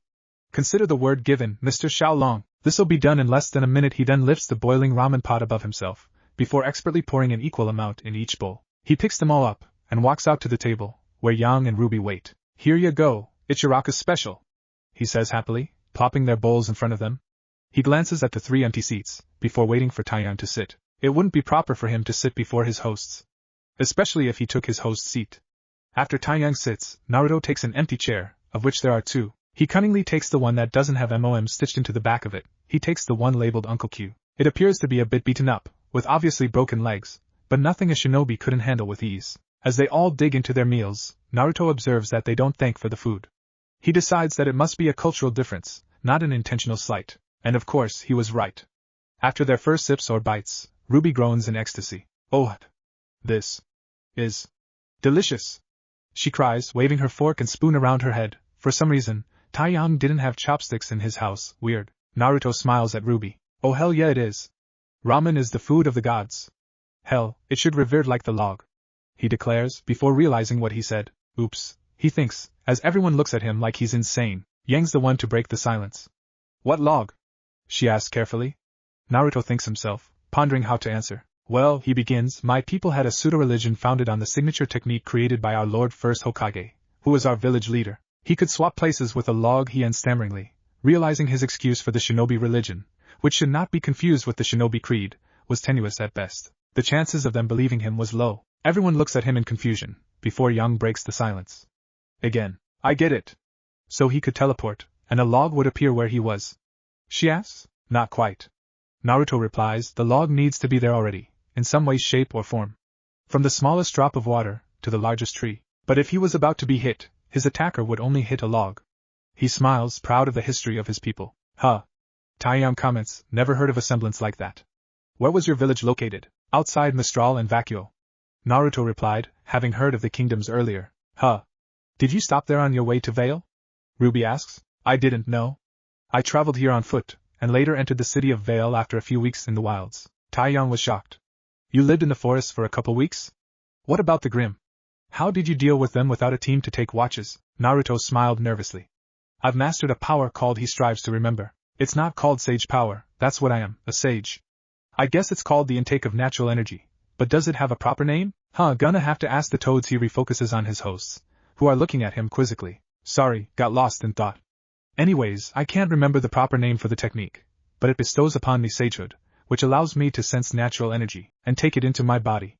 I can sense the Grim with it, and since it makes me one with nature, they ignore me as they would a bush, or a tree. Besides, even if they did sense me, I'd just wake up and thrash them. Yan was interested. So your semblance allows you to basically hide from the Grim? Meh, sounds okay. I think mine's better though. Ruby's bouncing in her seat. But that's not all you can do. You were making water things earlier. And moving super fast. Oh. That reminds me, what little sis? Yan asks. Okay, so today I was at a dust shop, and then this guy with a bunch of thugs came in and started robbing the place. Then one of them tried robbing me and Taiyang interrupts. What? You were robbed? He yells, looking at her. No, Dad, I threw him through the window. Then when I went out on the street, all the other guys tried to get me. Taiyang is really nervous now. You got into a fight? Are the guys who attacked you okay? Yeah, they should be. I only used the blunt of my scythe on the guys without their aura activated. Although they might need the hospital. Oh, I hope they're okay. Get on with the story, sis. Or is that it? Ruby frantically waves her hands. No. Okay, then the leader came out to fight. He was really weird. All the other guys wore black suits and red ties with red glasses, but this guy had a big white coat with a bowler. He even had orange hair. Both Taiyang and Yang are shocked at the same time, but for different reasons. Before Taiyang can comment, Yang interrupts. You fought Junior's goons? I'm gonna get him so hard when I see him next. She yells. Taiyang's next. That sounds like Roman Torchwick. The biggest criminal in Vale right now. He's supposed to be almost on par with the huntsman. Are you alright? What happened? He cries. Ruby giggles sheepishly. Well, he launched a weird flame dust flare at me, but then out of nowhere, Naruto leapt in. Both Yang and Taiyang look at Naruto gratefully, who's rubbing the back of his head. He kicked the flare out of the air and into a nearby building. It was so cool. Hey, I forgot to ask, why didn't your robe get burnt by it? Naruto frowns. I actually don't know any idea, guys, Gyuki answers. Well, it's because you overloaded the creation of all things with chakra. You created a robe like the sage's tools, with special powers. From what you've shown, it must be either fireproof, or extraordinarily durable, maybe even capable of blocking swords. It's shaped by intent, so what did you want when you created the cloak? Naruto thinks to himself. Well, I wanted something that could stop the rain, and something that commemorated Obito, Nagato and Itachi. Oh, and I wanted it to be warm, and not be damaged by kunai. Naruto remembers when he dropped his kunai on his pants on a mission, they were completely shredded. He had to wrap his jacket around his waist for that mission. Gyuki sighs. No wonder the technique used so much chakra. He wanted a cloak that did much more than even the tools. Maybe the fireproof comes from him wanting it to be warm, or from Itachi. He was fond of fire. Whatever the three people he thought of, some power Naruto associates with them will be bonded to this cloak. Gods, I hope he doesn't lose it. Kurama roars in laughter. Oh, he'll lose it, Gyuki. In fact, he might even give it away to someone on the street. Gyuki freezes in fear. We can't let that happen. Kurama stops laughing. Just don't tell him. The brat won't lose it if he doesn't think it matters. He only loses things he tries not to lose. Gyuki looks at Kurama dubiously. That doesn't reassure me. He groans, getting pats on the back from some of the other tailed beasts. While this conversation is happening, Naruto's answering Ruby. Well, that cloak's special. I made it from some really tough material. I met this guy who could make things out of his aura, and he made that cloak for me. Actually, that's a good point. It's a cloak, not a robe. It goes over my normal clothes, instead of being my normal clothes. Ruby nods wisely, making a note of the distinction, while Yang looks exasperated at another cloak fanatic being found out. You were saying about that Torchwick guy, Rubes? Yang prompts, curious. That can't be it. You didn't wait just to say you found a new friend. Ruby nods happily. Yeah. After that, Naruto fought Torchwick, dodging all his flares. It was amazing. He was as fast as Uncle Qrow. Anyways, Naruto got hit by a barrage of flares, sending him into an adjacent building. Then Torchwick ran up a building, and I chases him. Taeyang disapproved. You just left Naruto there, knowing that he might be injured. He glances at Naruto. I'm sorry that she left you there, but it looks like you're alright. Naruto nods, smiling. It's fine. She sent the old guy to check on me, so don't blame her. She did her duty. Good. Now, continue, dear. You said you were chasing Torchwick up onto the roof? Ruby nods, enthused beyond belief. Yeah. Then, when I got to the top, I saw him running away along the rooftop, so I told him to stop. Yang interrupts, a beatific smile on her face. You told the criminal to stop running away? Rubes, that's like telling your opponent to stop dodging in a fight. They won't do it, she cries out, slamming her hand on the table in laughter. I know that now, Yang. Ruby pouts, before continuing her story. Anyways, right when I thought I had him, a bullhead came up from behind the building. It had a door open, and he climbed inside. Then some metal things hit him in the back, although they didn't do anything because of his aura. Actually, Naruto, were those the kunai you told me about? She asks. Yes, they were. Although I also use shuriken, which are primarily designed for throwing, and better at it. He replies, but come on Ruby, tell them the rest. He urges. Yeah, so Naruto attacked him, and then he yelled something into the bullhead as he started firing more flares at us. When a huntress blocked them all, Taeyang is relieved. Oh, a huntress arrived. That's good, so they took out Torchwick? Ruby shakes her head in the negative. No, that's when Torchwick's partner came out. She ends solemnly. Naruto frowns, crossing his hands in front of his face. While her powers were not particularly noteworthy, she was more powerful than Torchwick. He muses as Ruby explains how she bombarded them with fireballs, and how Naruto had stopped them all with some water opposite of them. She continues, reaching the part where the stranger shot a lightning bolt at them, and then the weird lady shot a lightning bolt at us. It was insane. It was like she had multiple semblances. She trails off musingly. Taeyang's face reflects his fear. Oh shit. They fought either an extremely adept user of dust, on the same level as the Shni, or they fought a maiden. Both of those are terrible options, he thinks. Anyways, Naruto got me out of the way of the lightning, and then the bullhead flew away in the distraction. Ruby concludes her epic tale, now standing on her chair, arms raised to the heavens. Then she totters and falls. Oof, Taeyang's more relieved now. Thank you for saving my daughter, Naruto. If there's any way I can repay you, please let me know. He finishes, sincerely. Yang agrees, nodding. Well, Ruby says slyly, you could give him a place to stay for a week. She suggests, causing Taeyang to look at Naruto. You don't have a place to stay? No, of course you don't. You said you lived in the woods. Well, if you'd like, you can stay here in Qrow's room until you find a place. He offers, still concerned about a boy sleeping in the same house as his baby girls. Why are you only staying a week? Do you think you'll be able to find a place in that time frame? Unless you work your ass off, you won't be able to afford a place, and it takes a while to find a job here in Vale. She asks, worried. Nah, he'll be fine. Ruby blows off. He's already got a place to stay. He just can't go there for a week. She trails off, nervous. Where will you be going then, Naruto? And why can't you stay there now? He questions, before reiterating. Not that I don't want you around, but I'd assume a teenage boy would like to move into his own place? He ends. If he's only staying here cause of Yang and Ruby, I'll break his legs. Well, Dad, after the fight we were taken by the huntress, and then we met someone who offered to house Naruto and myself. What? Taeyang roars, outraged. Who tried to take you away? Dad. You're overreacting. The huntress took us to the police station, and we met Professor Ajban there. He offered us both positions at Beacon. She squeaks. Taeyang calmed down, looking at them both. Are you sure you want to go? He asks. You still have 2 years at Signal Academy. You aren't ready for Beacon yet. Ruby huffs. I can fight Yang, and she's going to Beacon, but you can't beat Yang yet. Taeyang cautions, until you do, I don't feel comfortable sending you to Beacon. Maybe next year. Naruto feels uncomfortable being in this conversation. On one hand, he thinks Ruby should be allowed to go, especially since she's been offered a position. On the other, he understands why Taeyang wanted her to stay. Sakura had complained vigorously about how overprotective her parents were on more than one occasion. Fine. Ruby yelled, tears appearing in her eyes, I won't go. She leaves the table, and runs to her room. Silence fills the dining room. Well, Dad, I think that you should let her go. Yang starts. However, Taeyang shakes his head. I'm sorry, Yang, but if she can't fight you on an equal level, then she's not ready for Beacon. Give her some time, then she can go. Naruto fidgets, and strains to not speak. Taeyang notices, however, and asks if he has anything to say. Well, you're saying that Ruby can't beat Yang, so she can't go to Beacon. What if she'd beat Yang before the week was up? He suggests. Yang muses, considering. If I throw the match, then Ruby could go to Beacon, that way she won't be upset. It's a good idea. She makes her support for the idea known. That's a great idea, Dad. Taeyang considers before speaking. You aren't wrong, fine. If Ruby can defeat Yang before initiation, then I'll let her go. Yang, go tell Ruby about this. Yang nods, and leaves Naruto and Taeyang together.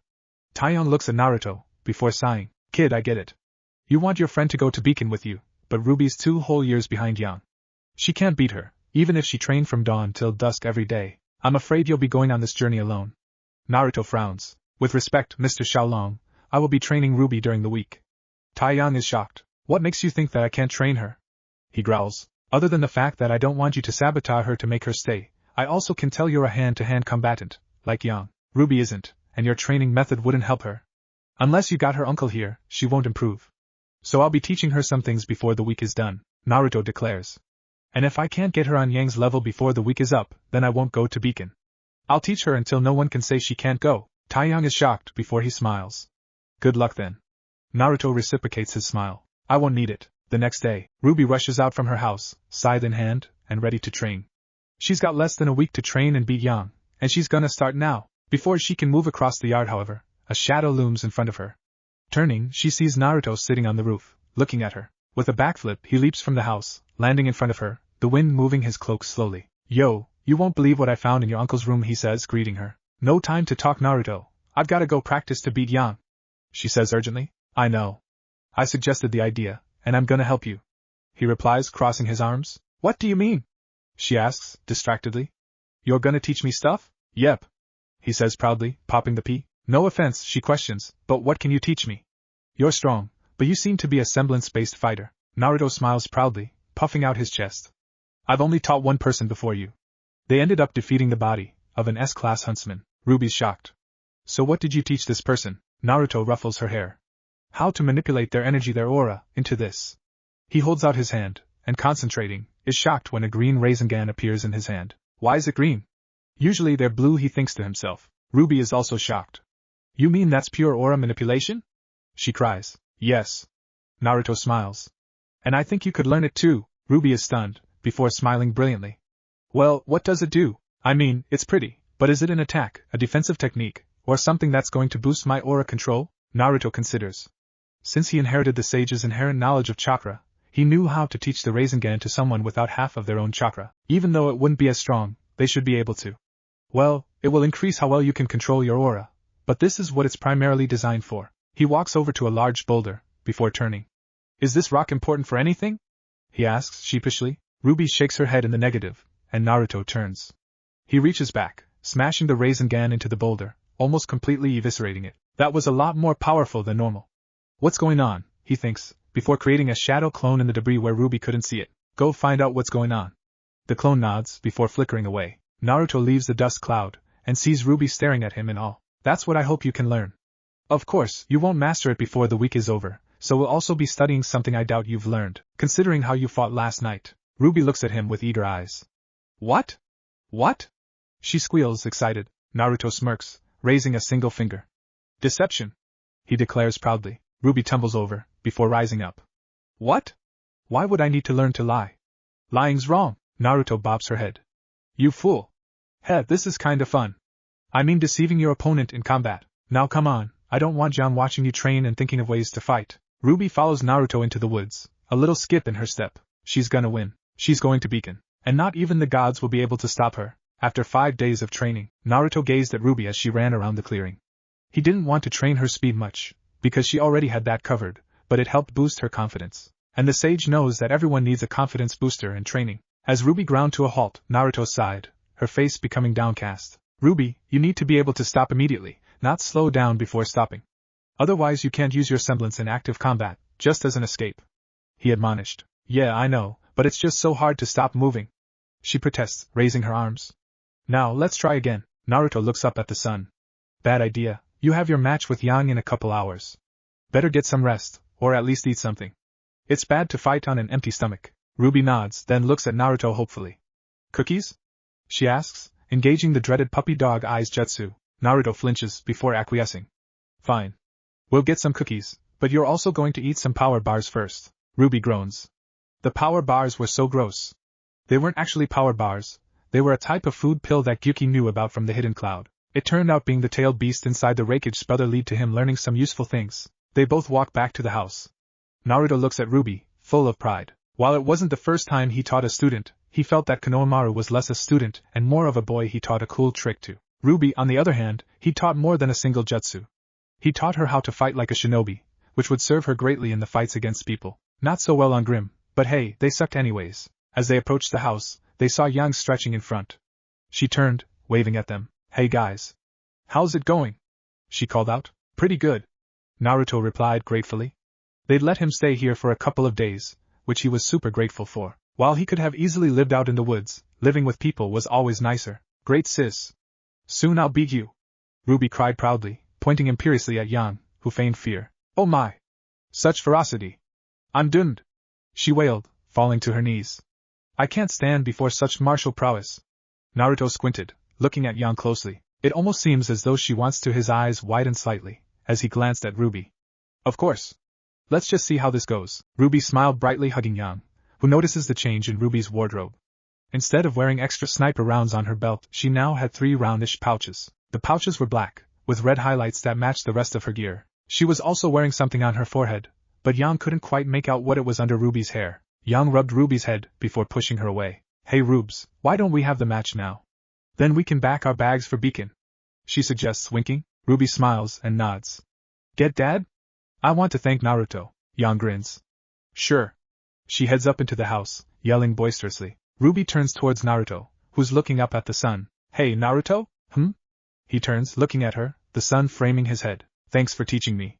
I'm way tougher than I was before, and it's all thanks to you. I'd like to pay you back. Naruto shakes his head. Nah, you guys gave me a place to stay. It was the least I could do. Still, when we have time, I'd like to help you build a weapon for yourself. Naruto's eyes widen imperceptibly. Oh. Do I really need one? Meh, better to conserve my jutsu. At the very least, it'll mislead people into thinking I'm a weapons-based fighter. Thanks, Ruby. I'll take you up on that at Beacon. He beams. Ruby nearly glows with the praise. He really believes I can beat Yang. I won't let him down. They both hear steps leaving the house, and see Yang walking out, confused. She approaches them. Dad said to give him a few minutes to get ready? Ruby shrugs, nodding.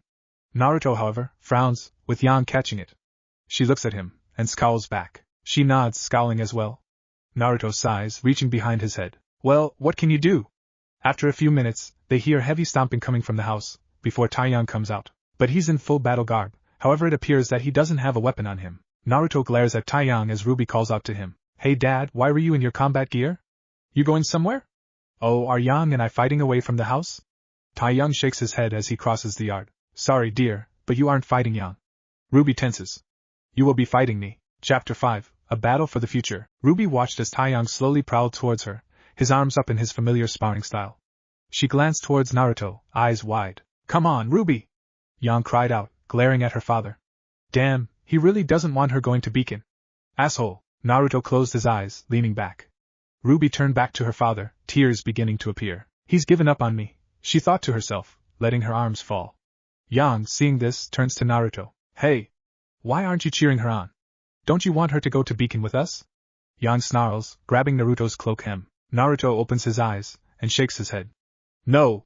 You don't get it, I know Ruby can do this. I know for a fact that she can win. Yang is skeptical. This is my dad. I've never beaten him before, at least in a straight fight, and he fought with Uncle Qrow for years, so he knows Ruby's style inside and out. Naruto smiles smugly. But I've taught her this past week. Trust me, she's got some tricks up her sleeve. It took some work, but I got her the necessary gear. What gear? Yang asks. Did you get her some dust for her weapon? Naruto waves his hand dismissively. If there's one thing I've learned as a shinobi, it's that you must employ the rule of 4. What's the rule of 4? And what's a shinobi? A shinobi, I'll explain that later. However, the rule of 4 is quite simple.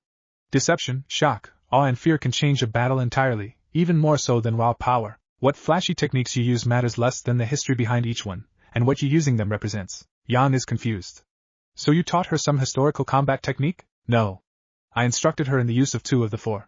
I taught her deception and fear. Although I doubt she can scare her father since she's his daughter, she can definitely deceive him. Yang turns back to Ruby, seeing her frozen against Taeyang, who hasn't moved closer to her. Taeyang frowns. Ruby, do you really want to go to Beacon? If you can't even work up the nerve to fight me, then you definitely need more time, he comments, drawing a glare from Yang. Naruto, hearing this, calls out, Ruby! She glances at him. Don't keep me waiting, I want to go get lunch. Ruby smiles brightly, and turning towards Taeyang, takes out her scythe. To Yang, she may as well have been a lightning bolt for all that she could see. A flash of red, and Ruby's crouching behind Taeyang, her crescent rose already slicing downwards, a veritable mountain of force behind it. Taeyang turns with wide eyes. Her semblance? So soon? I thought I taught her better than to rely on it, he grumbles mentally, as he prepares to grab the shaft supporting crescent rose. With a flicker only picked up after the fact, Ruby's hand flies at Taeyang's face. With a groan, he's lifted off his feet and sent careening through the air, before he touches down a solid 30 meters from Ruby, who's smiling grimly. Holy shit! Yang cries, seeing Ruby punch almost as hard as her. Since when could Rubes punch like that? Naruto answers. She's channeling aura into her fist, then releasing it right when she impacts her target. The aura flows through the target, blasting it with extreme force. He thinks back to the last time he saw this technique. Sakura, while Ruby's nowhere near as good as you at this technique, since she has half of her chakra, she knows how to use it like a shinobi. Huh! That sounds like really advanced aura manipulation. Did you teach her that? Well, I tried teaching her a different technique, but it was too difficult for her. She might be able to do it someday, but for now she can do this. However, it comes at a cost. What cost? Seems great to me. Naruto frowns. Check her aura, he commands. Yang flips out her scroll, flipping to Ruby's aura. It's down 20%. Oh. So this ability drains a lot of aura to use, huh? Yes. I told her only to use this a maximum of 3 times in a battle, and only if she needs to. Otherwise, she'll exhaust her aura. Yang nods, returning her attention to the fight. Taeyang brushes himself off, looking shocked at Ruby's strength. He calls out to her, smiling. Well, I must admit I didn't see that coming. Although, you still didn't manage to land a hit with your scythe, so it seems like it was a waste. He sighs sadly, disappointed with Ruby's attack. He doesn't know I didn't mean to hit him with that. Now that I've hit him though, I can use the other thing Naruto taught me. Ruby smiles wider, before reaching into one of her new pouches. Taeyang looks on in interest. Gonna bring out the dust, huh? Well, time to get serious, he comments, flaring his aura in a burst of green-tinged yellow. Ruby smiles again, before pulling her hand from her pouch. In it are nestled 2 small yellow-brown paper balls. With a flick, she tosses them on the ground and purple smoke fills the field. What the hell? Why's Ruby done that? Yang roars. So that Mr. Xiaolong can't see her, Naruto replies, already smiling beatifically. Yeah, but she can't see him. Naruto smirks. I taught her something that I only recently learned. It's called the chakra marking jutsu. But you can just say that it locks onto someone's aura, and lets you sense them when they're within 100 meters of you. He whispers to Yang. Yang's eyes widen as she looks into the smoke. That means, Taeyang was confused. He had no idea Ruby could be so sneaky, but this strategy was childish. It merely forced them into a stalemate. He couldn't get to her, but she couldn't find him. It was infuriating to him that Naruto would waste a week teaching her how to tie. With a growl, he started walking through the smoke. He'd reached the edge very quickly. He suddenly feels a powerful force impact his chest, with a thunderous crack soon following. Thankfully, his aura protected him, but he felt himself fall backwards. With a growl, he looked around, but was still unable to see anything. That was Ruby's sniper, but where is she? And how can she see me? He thinks, looking around. With a grunt, he leaps into the air, hoping to clear the smoke. As he rises, however, he begins to feel lightheaded. With a small grunt, he begins to sink back down, crashing into the ground. Crap, what was that? I feel so weak. Again, he hears the crack of Ruby's sniper, and he feels the bullet smash into his ribcage, which his aura once more blocked. He moans, dragging out his scroll. He's at 34% of his aura. He glances down at Ruby, who is still sitting pretty at 75%, more than double his own. However, as he looks at his scroll, he notices that his aura is being depleted. What? Why is my aura being depleted? Unless he glances around, and opening his mouth, tastes the smoke. Immediately, his aura plummets 5%. Damn, it's poison. No wonder my aura is so low.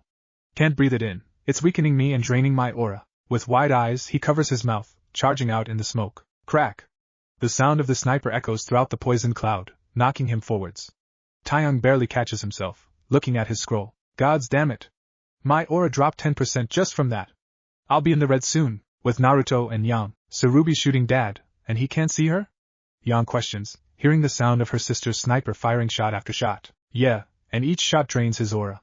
I guess since you aren't fighting, I can tell you.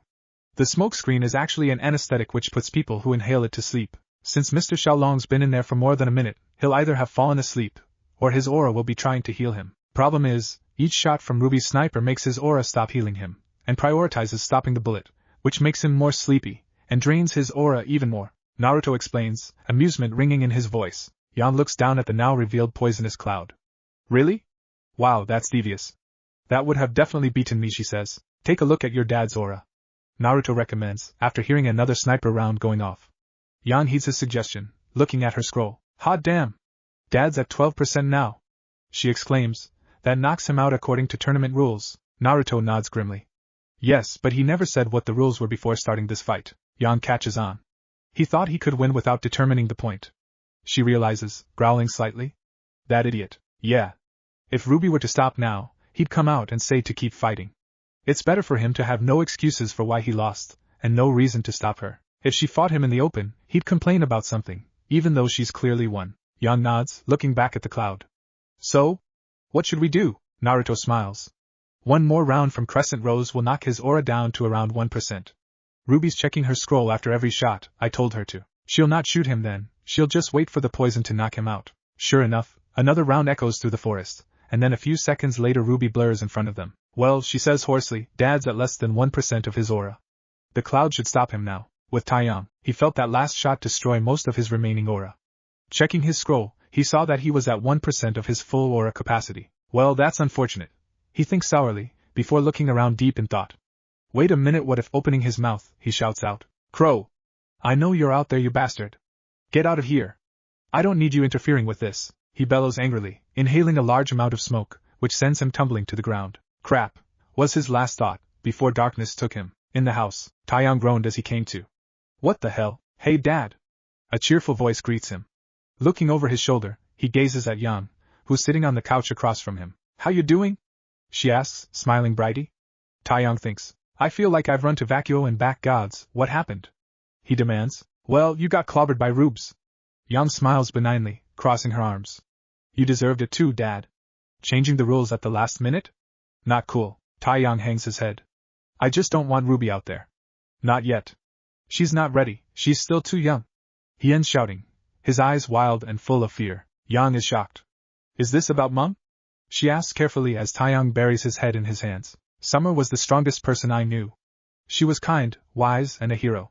But she went out there, and she never came back. I won't let Ruby go as well. Why would you let me then? Yang demands, reaching towards him. Is it because I'm older, like you said, or because my mom's not dead? Taeyong looks up at Yang, his eyes moist with unshed tears. Raven was powerful, unimaginably so. But she was broken inside, like a broken sword. She was rigid, unbending, and in the end she snapped. You are different. When I look at you, I don't see her anymore. You're just like me. He finishes sadly. Yang thinks for a few seconds. You're afraid Ruby's too much like Mom, aren't you? You think she'll try and be a hero, and die. You think I'll run, like Raven? She starts crying, only for Taeyong to grab her arm, pulling her down, and looking directly into her eyes with a fire she's never seen. You are not like Raven. I just said you're like me, that's why I know you'll be alright. He explains. What? Yang sniffles. Taeyong smiles, rubbing her eyes. You won't ever leave your team.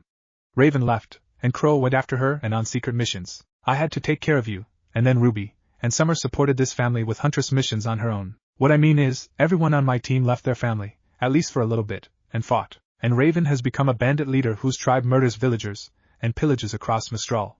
Summer died, and Qrow, well, you know about him. Yang nods sadly. She and Ruby had always wondered how amazing their uncle would be sober. If he was on their dad's level drunk, imagining him sober was terrifying. Anyways, Taeyang continues, as long as you stay with your team, you'll be fine. People who leave, and go off on quests and goals of their own, always end up losing in the end. That's why I can't let Ruby leave, not until she knows that she can't always be the hero. Yang looks at him, and right before she can agree, a voice cuts in. That's stupid. They both swivel to see Naruto standing at the door, wearing his Akatsuki cloak, with his forehead protector missing for some reason. Naruto walks in, his arms crossed behind his back. You should always strive to be a hero. It's not a normal person who can change the world, it takes thousands, maybe tens of thousands, of heroes working together. And even one single hero can bring them together, he concludes, standing at the base of the couch, looking down on Taeyang, who's struck by how inspiring Naruto looks framed with sunlight. Ruby won her bout despite all the odds, and dreams of changing the world. She wants to be a hero, and the only people who try to stop a hero are the villains. What you need to ask yourself, Mr. Xiaolong, is whether or not you're a villain or a hero. Taeyang looks over at Yang, who's enraptured by Naruto's speech. Looking back at Naruto, he answers, Chapter 6, with a day to spare. No. I'm sorry, but I can't let Ruby go to Beacon. Taeyang's words fall down upon the ears of Yang and Naruto. Naruto nods slightly, before turning and leaving. Yang glares at Taeyang furiously. You promised she could go if she won. Why the hell are you breaking your promise now? She roars, slamming her hands on the table. Taeyang turns to her, brow drawn in a scowl. I just explained it to you. Ruby can't go, not yet. Besides, she didn't beat me in a fair fight. Poison is dishonorable, and bluntly, doesn't work on Grim. That way of fighting only works on people. Yang stands furiously, eyes glowing a flaming red. It doesn't matter, Dad. You told her if she won she could go to Beacon. If you're smart, you won't let her realize that her father's a coward, and a liar. Brushes past him, slamming the door behind her. Taeyang sighs, looking down at his lap. It's what's best. She can't go there, not yet. Outside, Naruto has left the house, and sees Ruby still celebrating outside. He looks at her, her joy and passion, and sags in defeat. There's nothing I can do. She's going to be crushed. He feels a hand land on his shoulder, and with a small twist of his neck, he sees Yang behind him. What's up, Yang? He asks, defeat audible in his voice. I have a favor to ask of you. She says, eyes narrowing as she stares at him. What is it? I'm sorry, but it looks like my help didn't help Ruby. Why you think I can help you? He trails off, looking at Ruby again. She's going to be destroyed by this, you know. Her own father is trying to stop her from accomplishing her dream. Yang nods shortly.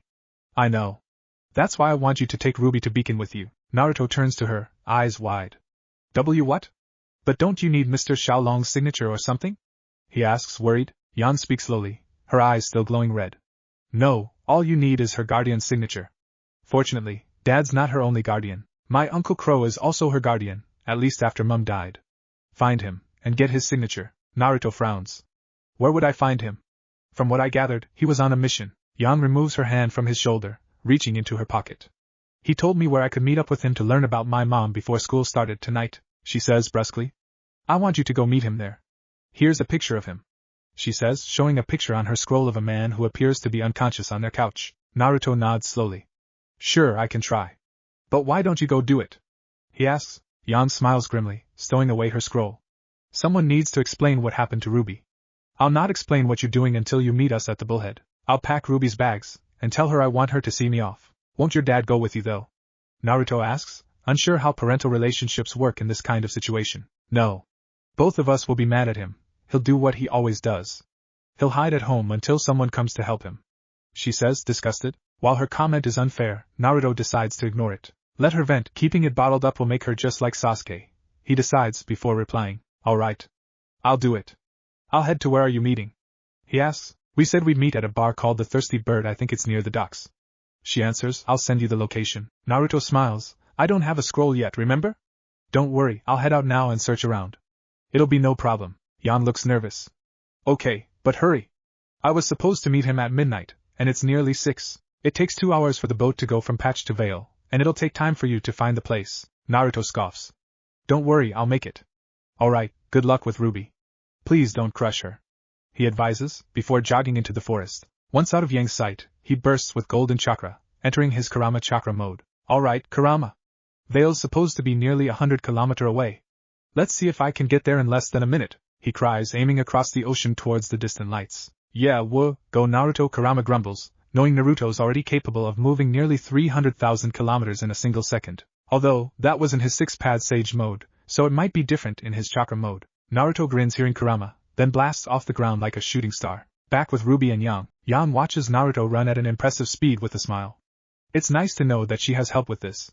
Turning to Ruby, her smile fades. Time to try and keep Ruby intact, she dreads, before walking over to Ruby, who's now eagerly reassuring Zvi that she'll still have time to come and visit from Beacon. Hey sis?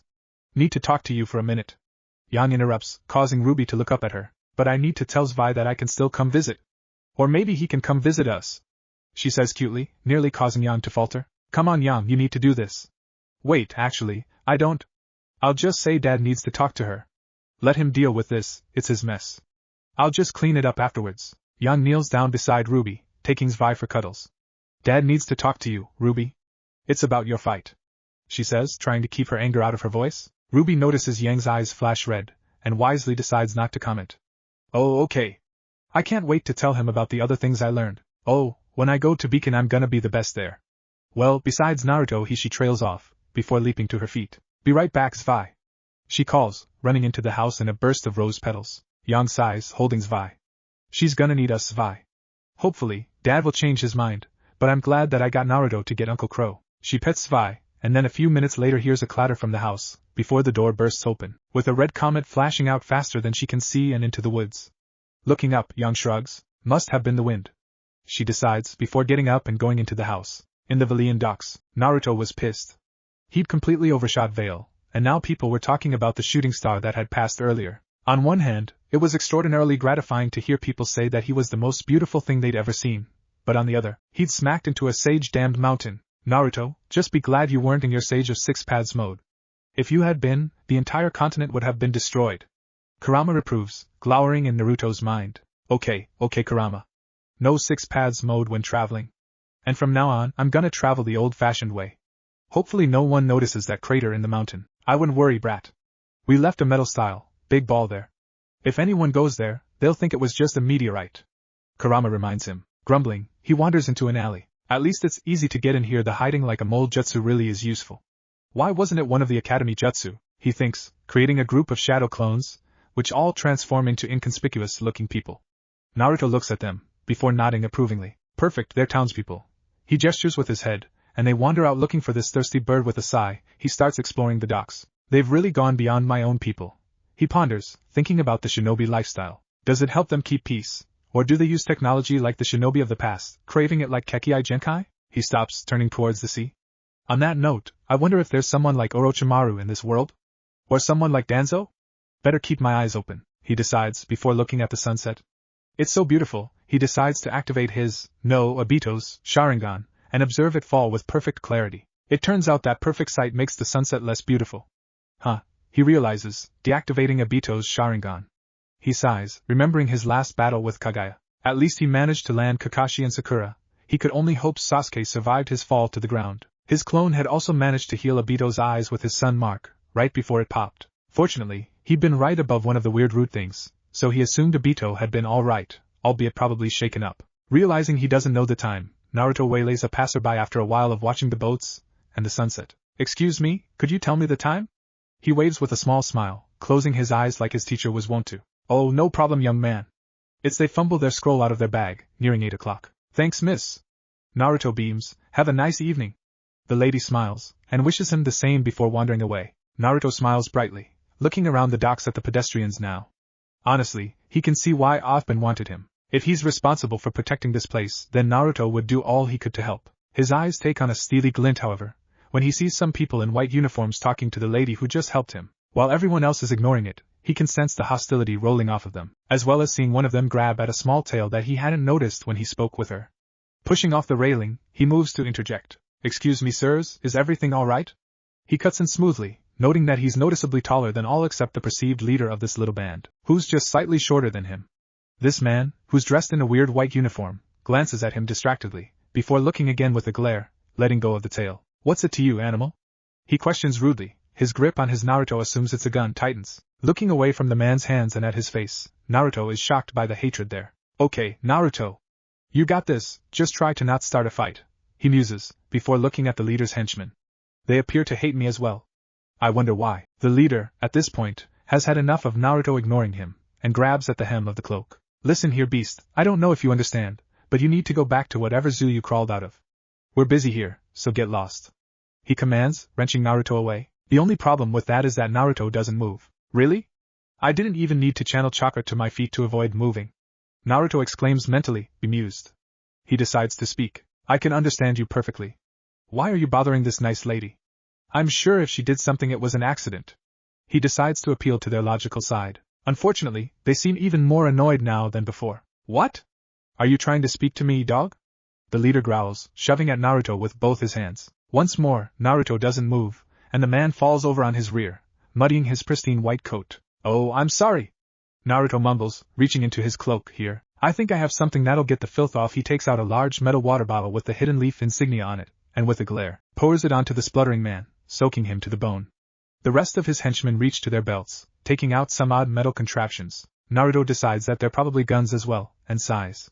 While he can easily dodge the bullets, once these jokes start shooting, the stray bullets might hit someone else. He stops joking, and lowers his arm, dropping the water bottle. He sighs, Sharingan spinning into existence. The first bounce once the water bottle hits the floor, he's leapt behind 3 of the grunts, and squashed their guns with his fist. Second bounce, he kicks in the back of their knees, just as they begin to widen their eyes. Third bounce, he moves towards the final 4, crouching below their extended arms and prodding the inside of 2 of their guns. Fortunately, all the safety switches look the same as the one on crescent rows. On the 4th bounce, he sees a flash, and with a burst of chakra, activates the Manjikyu, and uses Kamui on one of the bullets, before kicking the water bottle up to intercept the second. He then spins, kicking the guns out of the final 2's hands and into the sea. Then he moves in front of the lady, who's fallen to the ground. Are you alright, miss? He asks, concerned. Her eyes are wide as she looks up at him, pushing away along the ground. No! Get away from me! She cries. Naruto is floored, and looks around to see people looking at him with distrust and open caution, but they were he tries, confused. From behind, he hears a dry, hacking cough. Oh, you have no idea what you've done. He turns to see the leader, pushing himself up from the ground. When we're through with you, you'll have nowhere to run, little dog. Naruto looks at the leader in disdain. I know exactly what I've done. I've helped someone in need, he says loudly, looking around at everyone on the docks. Anyone here could have stepped in. You all saw the revolting display these fine gentlemen were displaying, but you all did nothing. Most of the crowd avert their eyes, shame clouding their faces. Others look at him in disgust, while a small number look at him with something else, something he hasn't seen before. The kid's right.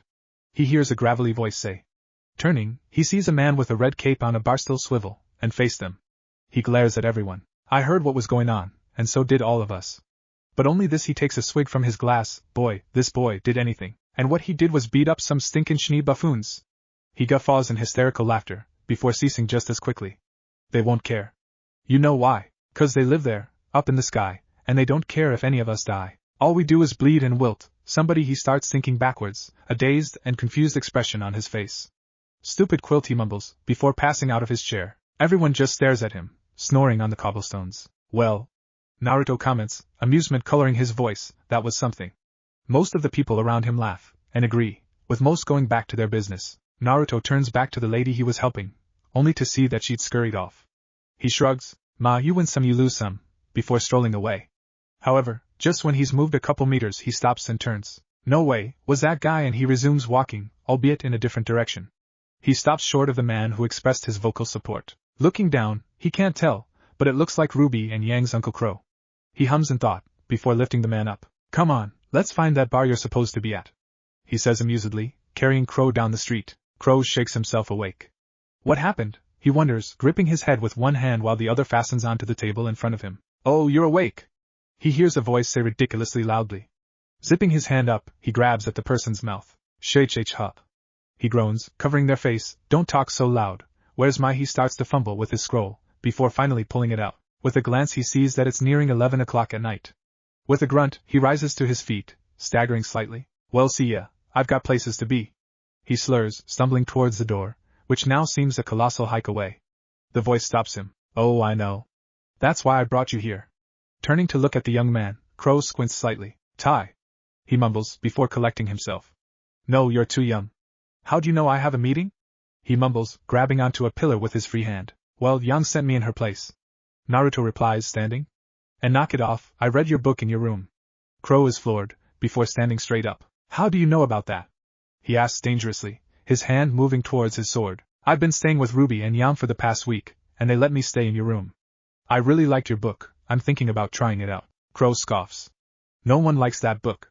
They know I wrote it to be used on people, not Grim. Naruto waves his hand dismissively. But still, you invented a whole new combat style. It's amazing, he compliments, with Qrow slowly moving to sit down. Hey, yeah, I guess it was. He chuckles, letting go of his sword. I thought about teaching it to Ruby, but Tai would have skinned me alive unless he knew what it was, which would defeat the purpose. Naruto smiles, shaking his head in admiration. Where you got the idea of the fake drunken master combat style I'll never know. It's borderline genius. Qrow basks in the compliment, his hands not even close to his sword anymore. You should have seen it when I used it at Beacon. He chuckles again. I swear, I thought Olaz was going to have a heart attack. He thought he had enrolled a complete loser. He snorts, reaching into his vest and taking out a flask, causing Naruto to raise an eyebrow. Qrow notices, and responds to the silent question. Just cause I'm not drunk when I fight doesn't mean I'm not drunk at other times. See, you gotta keep your reputation as a drunk alive, which means failing the nightly sobriety tests they run outside. If I left here sober they'd know. He winks, taking a long swig from his flask. He hiccups. That's not to say I don't get drunk, in fact it happens quite often. He starts to think thoughtfully. Actually, now that I think about it, I've probably fought more people drunk than sober. Geez. He sighs, putting away the flask, before looking at Naruto seriously. If you wear a mask for long enough, it becomes your real face. I may have started as a fake drunken master, but now let's just say that time wears you down, kid. He sighs, leaning over the table. Naruto looks down at him, and awkwardly pats his back. Qrow leans up, looking at Naruto. Anyways, why'd Yang send you? Thought she'd want to hear all about her mom herself. He questions, curious. Naruto shakes his head in the negative. Actually, Yam wanted me to do a favor for her, though to be honest I'd have done this anyways. Qrow's intrigued now. Oh? What did the little firecracker want? He asks, leaning back in his chair, careful to keep all the legs on the floor. Well, it's a long story. Qrow shrugs. I've got all night. With that affirmation, Naruto launches into the story, explaining the entire situation with Torchwick, and how Ashpin had invited both of them to Beacon. At that point Qrow had smiled proudly, but when Naruto got to the part about Taeyang refusing Ruby's entrance unless she won a fight against Yang, he began to scowl. When Naruto said he taught her some tricks, Qrow was interested, but didn't ask any questions. However, when the big fight came and Taeyang took over, Qrow leapt to his feet. That motherfucker! He growled, furious. I'm gonna go tear him a new one. He was about to leave when Naruto interrupted him. Sit down, there's more to tell. Qrow growls, and sits, although he looks like he's about to leave at any moment. Naruto hurriedly explains Yang's request, which puts Qrow into a thinking posture.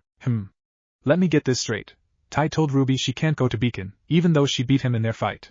This is contrary to what he previously promised, right? Naruto nods affirmatively. Alright, and Ashpin's the one who invited you both. Well, in that case, I've only got one question. Naruto his head inquisitively. What is it? He asks. What's your relationship with my niece? Qrow leans forwards, his head resting on his hands. Well, I'm one of her teachers. I've taught her some tricks, and I consider her a friend. Naruto answers, confused. Qrow barks out a short laugh. Just like Summer, he shakes his head. Naruto sits quietly, not sure what to say. Eventually, Qrow stops brooding and looks up at him. Alright, I'll tell Oz that Ruby has my express permission to attend Beacon. She'll be welcome there. Naruto leaps to his feet and bows to Qrow. Thank you? He says. Ruby will be overjoyed. Of course, we can't tell her until she's waiting at the bullhead. Qrow nods shortly, before rising to his feet. Well, it was nice meeting you, kid. Just tried to keep your head down more, while I like seeing you stick it to the Shnee workers. That'll earn you some enemies you can't afford to make. He warns, before walking out. Naruto sighs, before speaking to the empty seat. If you do what's easy instead of what's right, then the world will always be ruled by hatred. He intones, leaning back. He sighs, before looking at where Qrow left. Might as well get some late-night training in before heading back. Yang and Ruby are probably already asleep. With that, he gets to his feet and leaves the thirsty bird. After walking out to the docks, Naruto jumps into the ocean. Tailed Beast Art, water-breathing jutsu. With that, he starts to swim through the ocean, noting how his cloak seems to be keeping him warm. Guess Gyuki was right, I made a new sage tool, he thinks, swimming along the seabed. Once he gets to Patch, he leaps out into the forest. Time to train, he declares, filled with determination. With training in mind, he sits down, thinking, what should I train though? He muses, before Shikaka decides to advise him. Naruto, you should train with the Sharingan. While you can use it passively, you still haven't tried using the full powers of the Kamui. Shikaka recommends. Good idea, Shikaku. Let's try teleporting to Yang or Ruby. he decides, swirling his eyes into the Manjikyu. With a small application of chakra, he swirls away. Reappearing in the Kamui dimension, the first thing he notices is that he's falling. With a scream, he flares his chakra, entering his 6-path sage mode, and starts to levitate. What the hell? Where's the time-space? He yells, looking around. All he can see is a fine gray dust, which seems to be floating about very slowly. The tailed beast bomb must have done more damage than we thought. It seems that the dimension's original structure has been completely destroyed. Son Goku comments, looking through Naruto's eyes. Damn. What can we use this for then? Naruto demands. Shikaku's the one who answers him. Well, we can use my sand control to try and move all this dust around, and remake the ground. He theorizes, with some of his brethren agreeing with him. Alright then. Naruto holds out his hand, causing the dust to swirl into a vaguely cube-shaped structure. This time, I'll make one big cube, so that no one falls between them, he decides, moving all the dust away. However, as he does so he sees a single cube still floating, which seems to have been completely untouched by the explosion. That's not possible. Kurama growls, the blast should have destroyed everything. How did that cube survive? Maybe it was blocked behind other cubes. Naruto suggests weakly, unsure. Kurama snarls that that's not likely, all the other cubes were destroyed even if they were protected. Go check it out, Naruto. He commands. Naruto nods and releases the dust, then flies over towards it. He hadn't realized how large Obito's time-space was. The cube was more than a couple kilometers away from him. He frowns. It's so large, he thinks to himself, wondering how come he'd never noticed. Must be because of all the cubes. They probably blocked my sight. Nearing the final cube, he notices some black lines covering the corners. Are those seals? He questions, moving closer to take a closer look. However, when he does so, the seals light up, with a red barrier appearing around the cube. The Uchiha must have placed a barrier-style jutsu on this cube to keep it safe. But why? What's so important about it? Naruto floats above it, before pointing out a stout pillar with a seal on it. Must be because of that. He says, well, can you get to it? Kurama growls. Naruto thinks to himself, before answering. Well, I could leave using the Kamui, then try to enter the time-space inside the barrier. Or I could break my way through. If that barrier could withstand the 10 tailed beast bomb, then there's almost nothing you can throw at it that would break through. Matatabi cautions. Alright, then I'll just use the Kamui. Naruto exits the dimension, reappearing in the woods, glowing brightly. With a curse, he deactivates his 6-path sage mode before anyone can see the light from the town. That was close. He says, chuckling before using the Kamui again, this time aiming for inside the red barrier. This time, he reappears inside the barrier. With a cheer, he leaps into the air. However, he notices a purple seal appear under him. He flares his Manjikyu, a light blue ribcage appearing around him. Is this the Susanoo? He wonders, glancing around himself. The seal flashes brightly, blinding him for a split second. Then, the air in front of him begins to distort in a very familiar pattern. What the hell? He cries, readying for a fight with a Rasengan forming in his hand, glowing a spectral green. However, what comes out surprises him greatly. It's a man who's wrapped up in golden chains, with a glowing red seal on his chest. Looking into his face, Naruto recognizes him nearly instantly, although he looks like complete hell, with sweat, dirt and bruises covering his even further mangled face. Obito? Chapter 6. A cascade of tears. Yang rushed out from her house, furious. That seemed to be her default today. She'd thought that having Ruby talk to her father would be better than telling Ruby herself that she was being barred from Beacon. The only problem is that Ruby ran into the woods. She'd messed up. It wasn't hard to admit, she thought as she ran between the trees, pursuing the trail of rose petals. If I'd just talked to her myself, instead of trying to get Dad in trouble, none of this would have happened. Her eyes flash red, and her hair glows a bright yellow. She flies through the trees, leaping over some, smashing through others. She scowls as she sees the petals take a sharp turn. That leads deep into the grim-infested woods, she thinks, trying to speed up. Hold on, Rubes, I'm coming. No matter how hard she runs, she just can't speed up. However, after a few minutes of running, she finally reaches a small clearing. Sitting in the middle is a small figure, in a dirty red cloak. Ruby? Yang says hesitantly. Ruby turns, tears pouring down her face. Why, Yang? She sniffles, reaching a fist to her face and rubbing her eyes. Do you think she breaks off, crying? Yang rushes over, and engulfs her in her arms. It's okay, Ruby. I'm here. Ruby grabs onto Yang, sobbing. I just thought I'd finally made it, you know? I thought I was. She pauses to sniffle. I thought I was going to Beacon. She cries, hugging herself into Yang. Sure, it's okay, Ruby, everything's gonna be alright. Yang soothes, stroking Ruby's hair, which had always calmed her down as a child. This time, however, Ruby isn't calmed. No, it isn't. If Dad won't let me go to Beacon now, what's going to make him let me go later? She moans, defeated. Yang ponders. On one hand, she can tell Ruby the plan and cheer her up, hopefully. But on the other hand, Ruby needs to put on a convincing appearance to Taeyang. Screw it. The bastard can't stop her from going, not if Uncle Qrow signed the forms. Yang tips Ruby's head up, looking into her eyes. Ruby, after our father said you couldn't go, I had an idea. Ruby looks into Yang's lap dejectedly. What is it? How I can maybe go next year? She responds bitterly. Yang shakes her head, her long hair swaying back and forth. No. I sent Naruto to find Uncle Qrow. He's gonna sign your forms to get you into Beacon. Yang explains, rubbing Ruby's back slowly. Ruby looks into Yang's face in stupefaction. Why you mean Uncle Qrow's going to let me go? She asks hopefully. Yang nods. Ruby screams in delight, and wraps around Yang in an extremely tight hug. Oh, thank you, thank you, thank you, thank you. She squeals as Yang smiles proudly, before explaining further. Naruto's gonna meet us with the forms at the pier where we'll then catch a ferry to Vale. There we'll catch a bullhead, and head to Beacon. You are going to pretend to be seeing me off, and I'll be angry at Dad, so he won't come. Of course, he'll call us when you don't come home. Hopefully Uncle Qrow feels that she trails off, slightly worried. Ruby doesn't notice, too busy hugging Yang, who pushes her away, gazing at her seriously. Ruby, you shouldn't let Dad know about this. If he found out, he wouldn't let you go with us to see us off. He tried to keep you at home. She says gravely. Ruby nods vigorously. I understand, Yang. She says, what is it? Ruby crosses her arms. Did you tell Naruto about how Uncle Qrow kinda misbehaves? Yang shrugs. PFFF, nah, it won't be a problem. Uncle Qrow's cool, and so's Naruto. Can't be that bad. Trust me, it won't be a problem. Ruby nods, still unconvinced. Okay, Yang. If you say so. She kicks her feet bashfully, before looking up at Yang. Thank you for helping me, Yang. Yang pats her head. Anytime, little sis. They sit together, hugging each other for what seems like an eternity. However, all good things must come to an end. With a sigh, Yang rises to her feet, dragging Ruby with her. Come on. With all the negativity you were radiating, there's probably Grimm swarming towards us. Did you bring Crescent Rose? Ruby shakes her head. Yang ponders quickly. Alright, then we'll just need to make a run for it.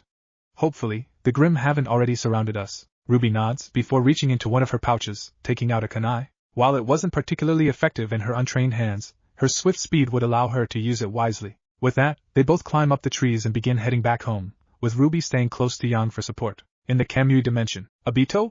Naruto repeated, stunned. Is it really you? He asks, tentatively reaching out his hand as though Obito would disappear. However, instead of responding, the crimson seal on Obito's chest flares, causing him to scream hoarsely, and smoke begins to curl up from his shaking shoulders. Naruto reacts swiftly, running through some quick hand seals. Sealing arts, unseal! He cries, slamming his palm onto Obito's chest. However, this technique has no effect. With a sigh, Naruto flexes his hand a few times, before muttering out his next jutsu as his hands blurred through hand seals. Vapor style, Wisdom Wolf Decay. As a haze of pink gas surges from his mouth, Obito's chest begins to disintegrate. As he screams himself hoarse, his throat sounding as though he's ripping it to shreds, Naruto struggles to help him. Don't worry, Obito. It's almost done! He cries, watching the seal being destroyed.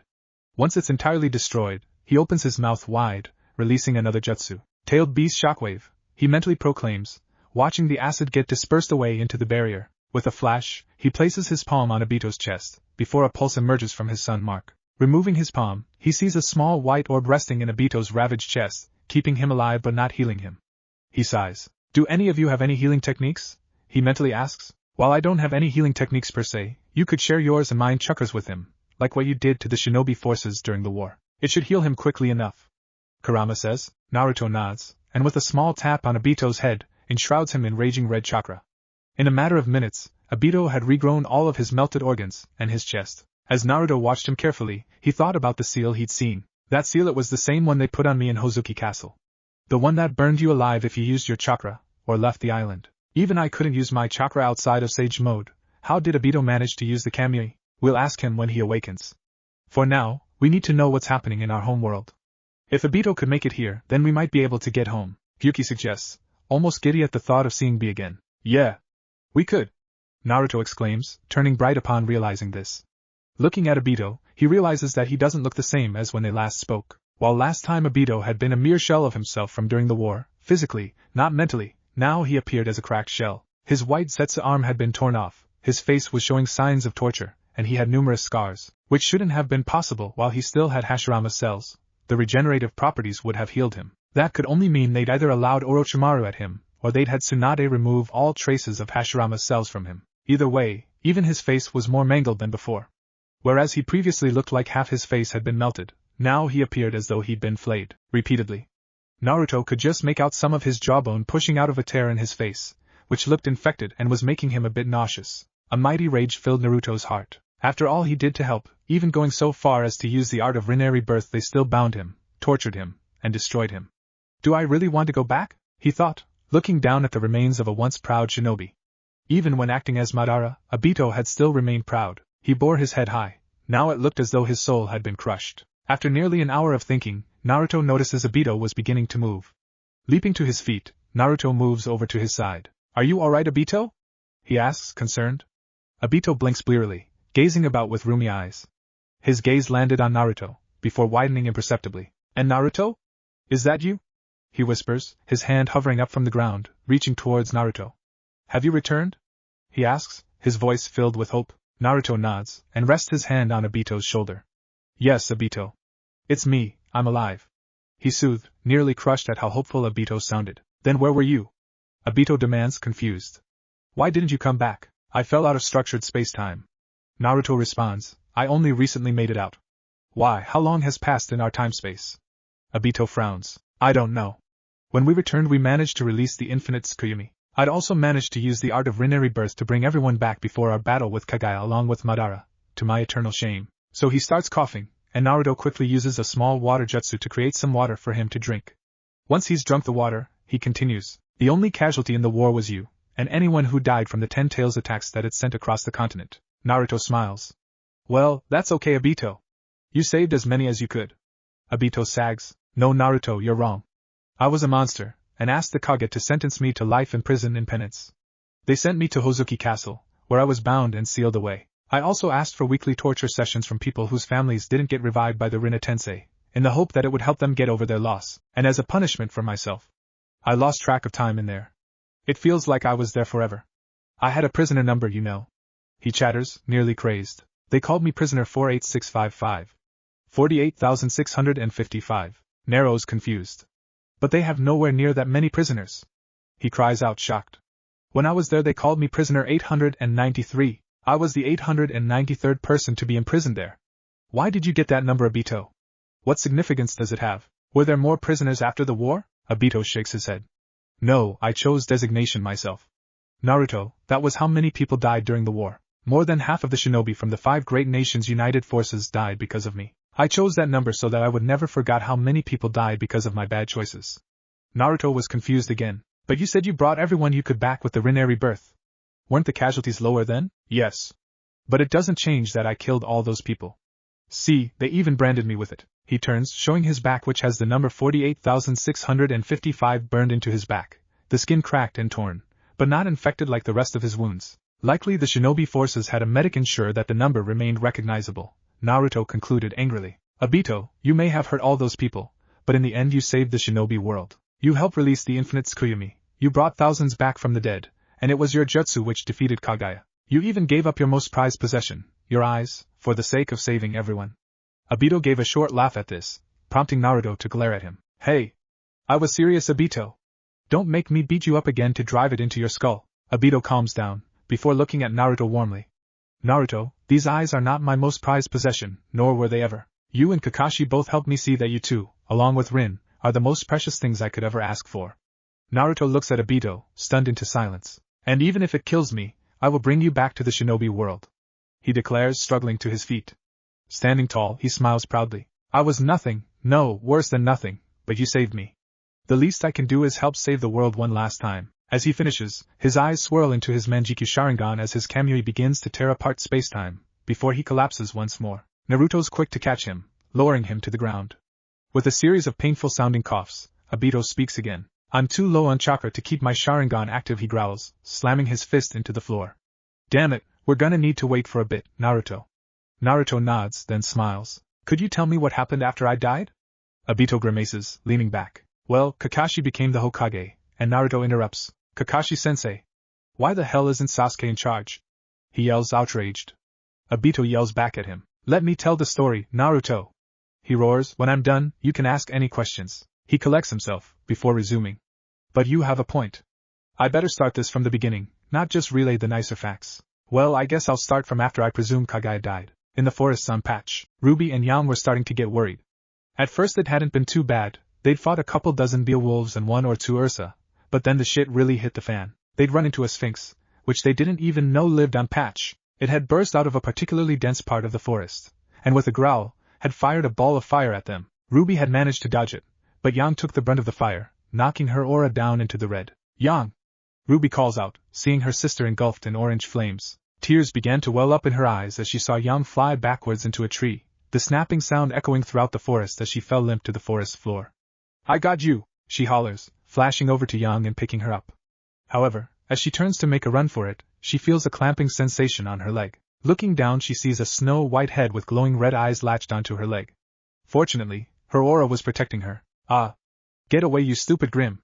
She yells, swinging down with her kunai. Unfortunately, the kunai just bounces off of its head, which starts dragging her towards the Sphinx, its mouth gaping wide with crimson lights glowing within its waiting maw. Looking at it, Ruby realizes that this new Grim is just the Sphinx's tail. She frowns. If I drop Yang, this Grim won't be able to get her. But then if I die, it'll get her no problem. She strives to think of an answer, when her eyes widen. Grim sense negativity, and can see. But if they couldn't see, and I wasn't afraid, they'd not be able to track me. With that thought in mind, she drops Yang, wincing as she sees her sister land on the ground with a heavy thud. Turning back to the Sphinx, she takes a few deep breaths before dropping her smoke bomb.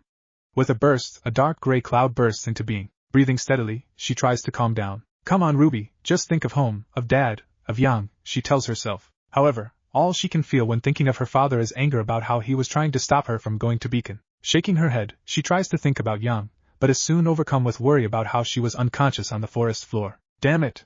She cries out, tears welling in her eyes. It's not fair.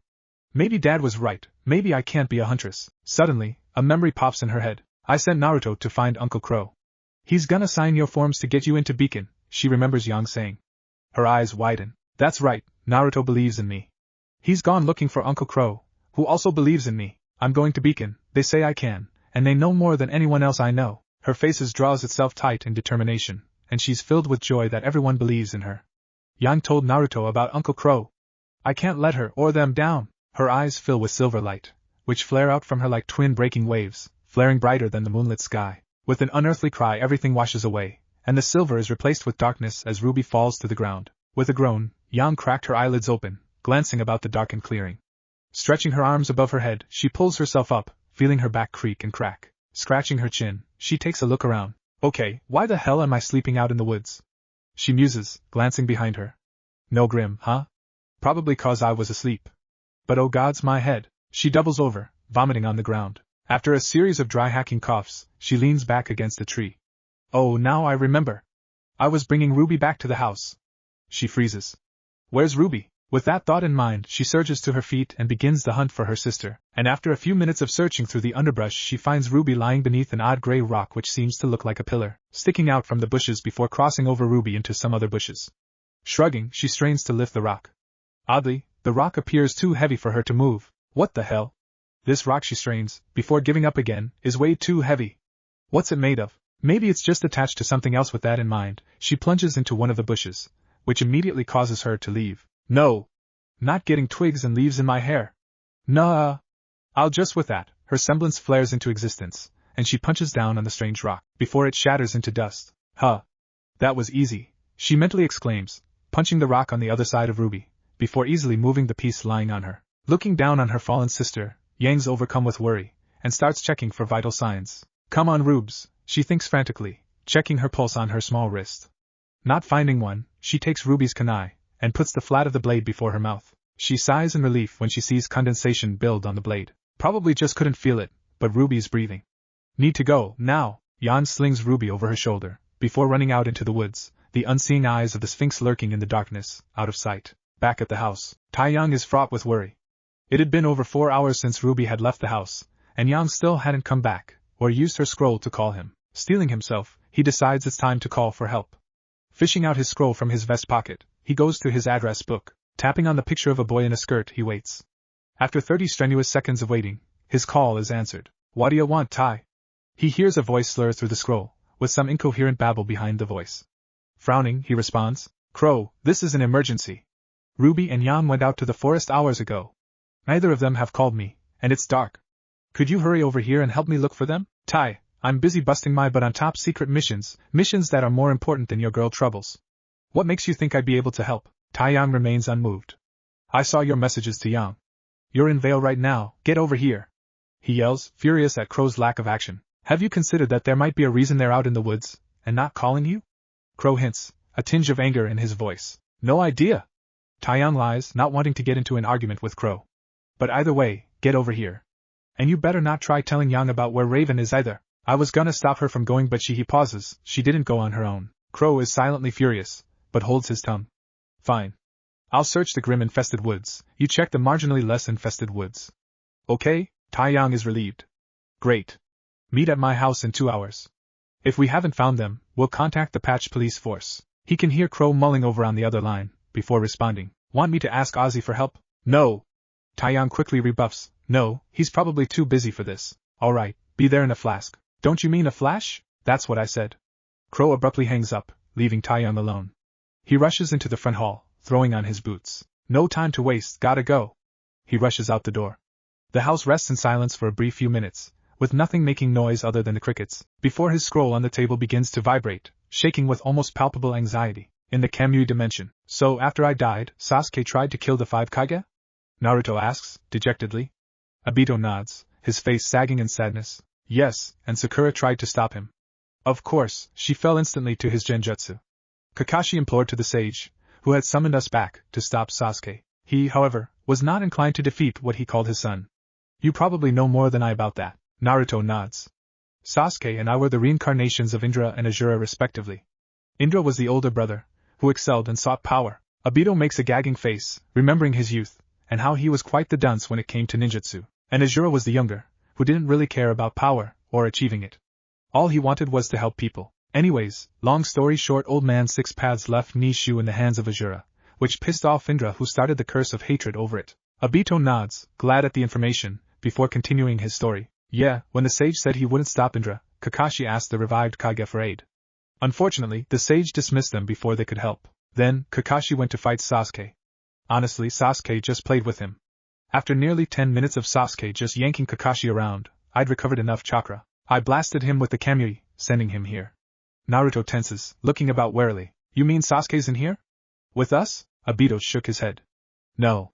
Since Kaguya destroyed all the pieces of this time-space, he would have fallen down below. Into liquid space. Naruto quirks an eyebrow. Liquid space? He asks, grinning. Obito waves him off, embarrassed. Hey, that's just I called it when I first got here. Honestly, I tested it by sending a shadow clone down. Its memories never came back, so either the memories can't transfer between realities, or my clone's still alive. He stops to ponder for a moment, before shaking the memories of that time off. So, that was that. Sasuke was banished away, Kakashi was nearly dead, and Sakura was unconscious. I was the only person even remotely close to being able to do something about the infinite Tsukuyomi. Naruto leans forward, enraptured. But how did you release it? Kurama said that you need Sasuke. He inquires curiously. Obito nods solemnly. Yes. We would have. So we did the only thing we could. I used the reanimation jutsu. He says, grinning slightly. Naruto, however, was aghast. You what? He yells, who'd you bring back? And who was sacrificed for this jutsu? He demands. Obito flinches, looking down. It was the only way to break the illusion. I brought back someone who did not entirely wish to be revived. Naruto growls. Who did you bring back, Obito? And who was sacrificed for them? Obito looks up, pain covering his face. I sacrificed Sakura. Before Naruto can yell, Obito continues. But she volunteered. Kakashi was going to, but I couldn't kill my only remaining friend. And Sakura volunteered in his stead. She died a Hiraku shinobi. He looks down at the ground, suffering evident in his posture. I'm sorry, Naruto. But we brought back someone who could help, and they did. Sakura was willing to make that sacrifice for the world. It would disrespect her sacrifice to demean its significance. Honor her, mourn her, but don't scorn her. Naruto rises, and turns away from Obito. Did she know she would die? He asks, his voice racked with pain. Yes. She knew. But at this time, she thought both you and Sasuke were dead. She said she had nothing left to live for. Obito says, keeping quiet about the fact that Sakura had only mentioned Sasuke being dead. Maybe she knew Naruto was still alive, he thinks, hopeful. Well? Who did you bring back? Naruto asks, his voice dead and cold as stone. We brought back Itachi Uchiha.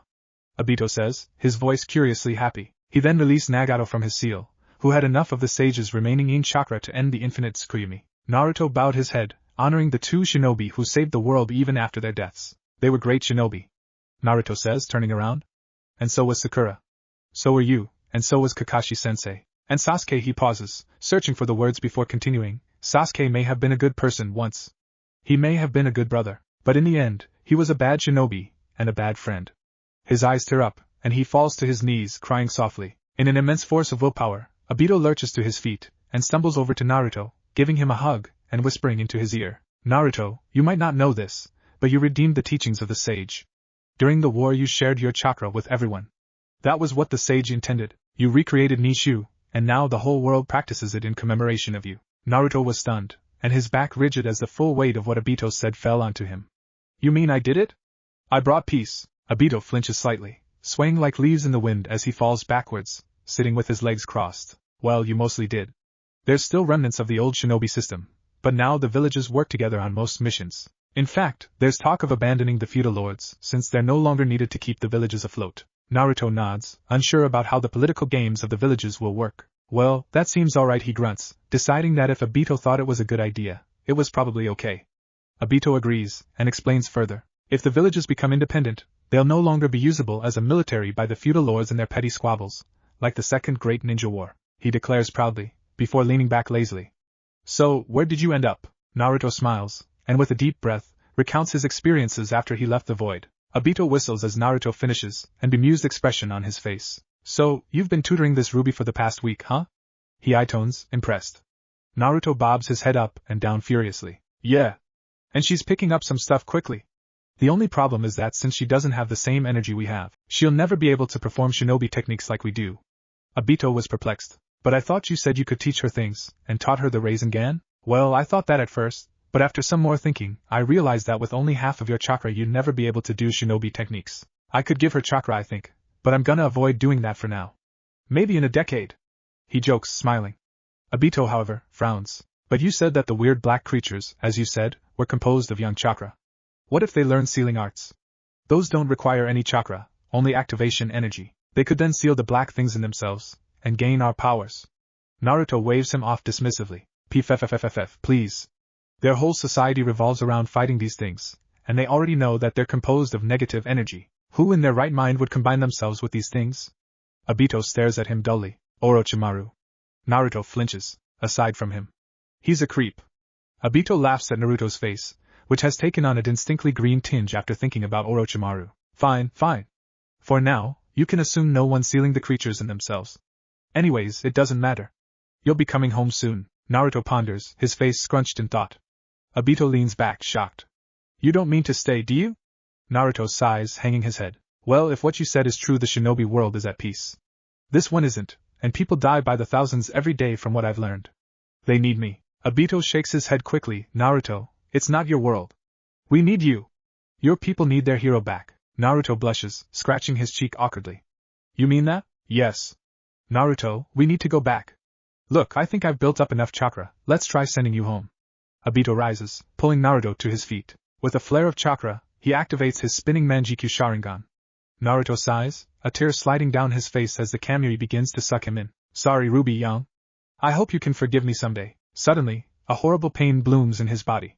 He grunts, trying to ignore it, but soon it becomes too much to bear. He feels his skin peeling back, a fire igniting beneath his flesh, and his bones feel like they're snapping into sawdust as his hair is ripped from his scalp, tearing flesh along with it. With a scream, he collapses to the ground, all the injuries non-existent. Arag! He howls, blood pooling from his mouth onto the cold gray floor. Obito halts his Kamui, and his eyes swirl back into the base Sharingan. Naruto! What's wrong? He yells, looking at Naruto's hunched form, his spine arching forwards. Naruto arcs backwards, his face twisted in an expression of pure agony. Oh, Sage Obito, never do that again, he moans, his teeth feeling like they've been shot full of lightning as he slumps forward onto his hands and knees. Obito frowns. What went wrong? Is it because we both have the Kamui? No, otherwise Kakashi wouldn't have been able to get out, damn it. What's going on? Naruto, it's because we don't exist in his reality. In this dimension we're fine, but Remnant exists on another plane of existence. Your body is literally trying to change its existence to return to the shinobi world. It's not possible, so it's destroying itself. Kurama calmly states. Oh, I see. Naruto groans, his face scrunching up in pain. Oh, this hurts. What do you see? What happened? Obito demands, his hands twitching towards Naruto as he struggles not to reach out and touch him, in fear of hurting him more. Kurama said, I don't exist in the shinobi world, and that we can't pull me in with the Kamui. Naruto explains, clenching his teeth as agony shudders through him. Obito curses, slamming his hand into the ground. Damn. He walks about, thinking. Okay, here's what we'll do. I'll go explain the situation to the Kage, and then we can all think of a way to get you home. For now, go into the new world you found, and meet here every 48 hours, he decides, and Naruto frowns. Shouldn't I stay here? That way we can meet up whenever you have an idea. No. Naruto, you just went through the 4th Great Ninja War, and now no one is chasing you to kill you. You know what you need to do? Naruto blinks slowly. What? Obito grins, slapping him on the back. You need to take a vacation. You have no Sasuke to rescue, no Akatsuki after you. Nice cloak by the way, very stylish, and you basically got the Hokage hat. You have nothing you need to do, other than get back home. Naruto nods slowly, ill at ease. So you think I shouldn't do anything? He asks, his expression conveying his distaste for the inaction. Obito however nods brightly. Yes.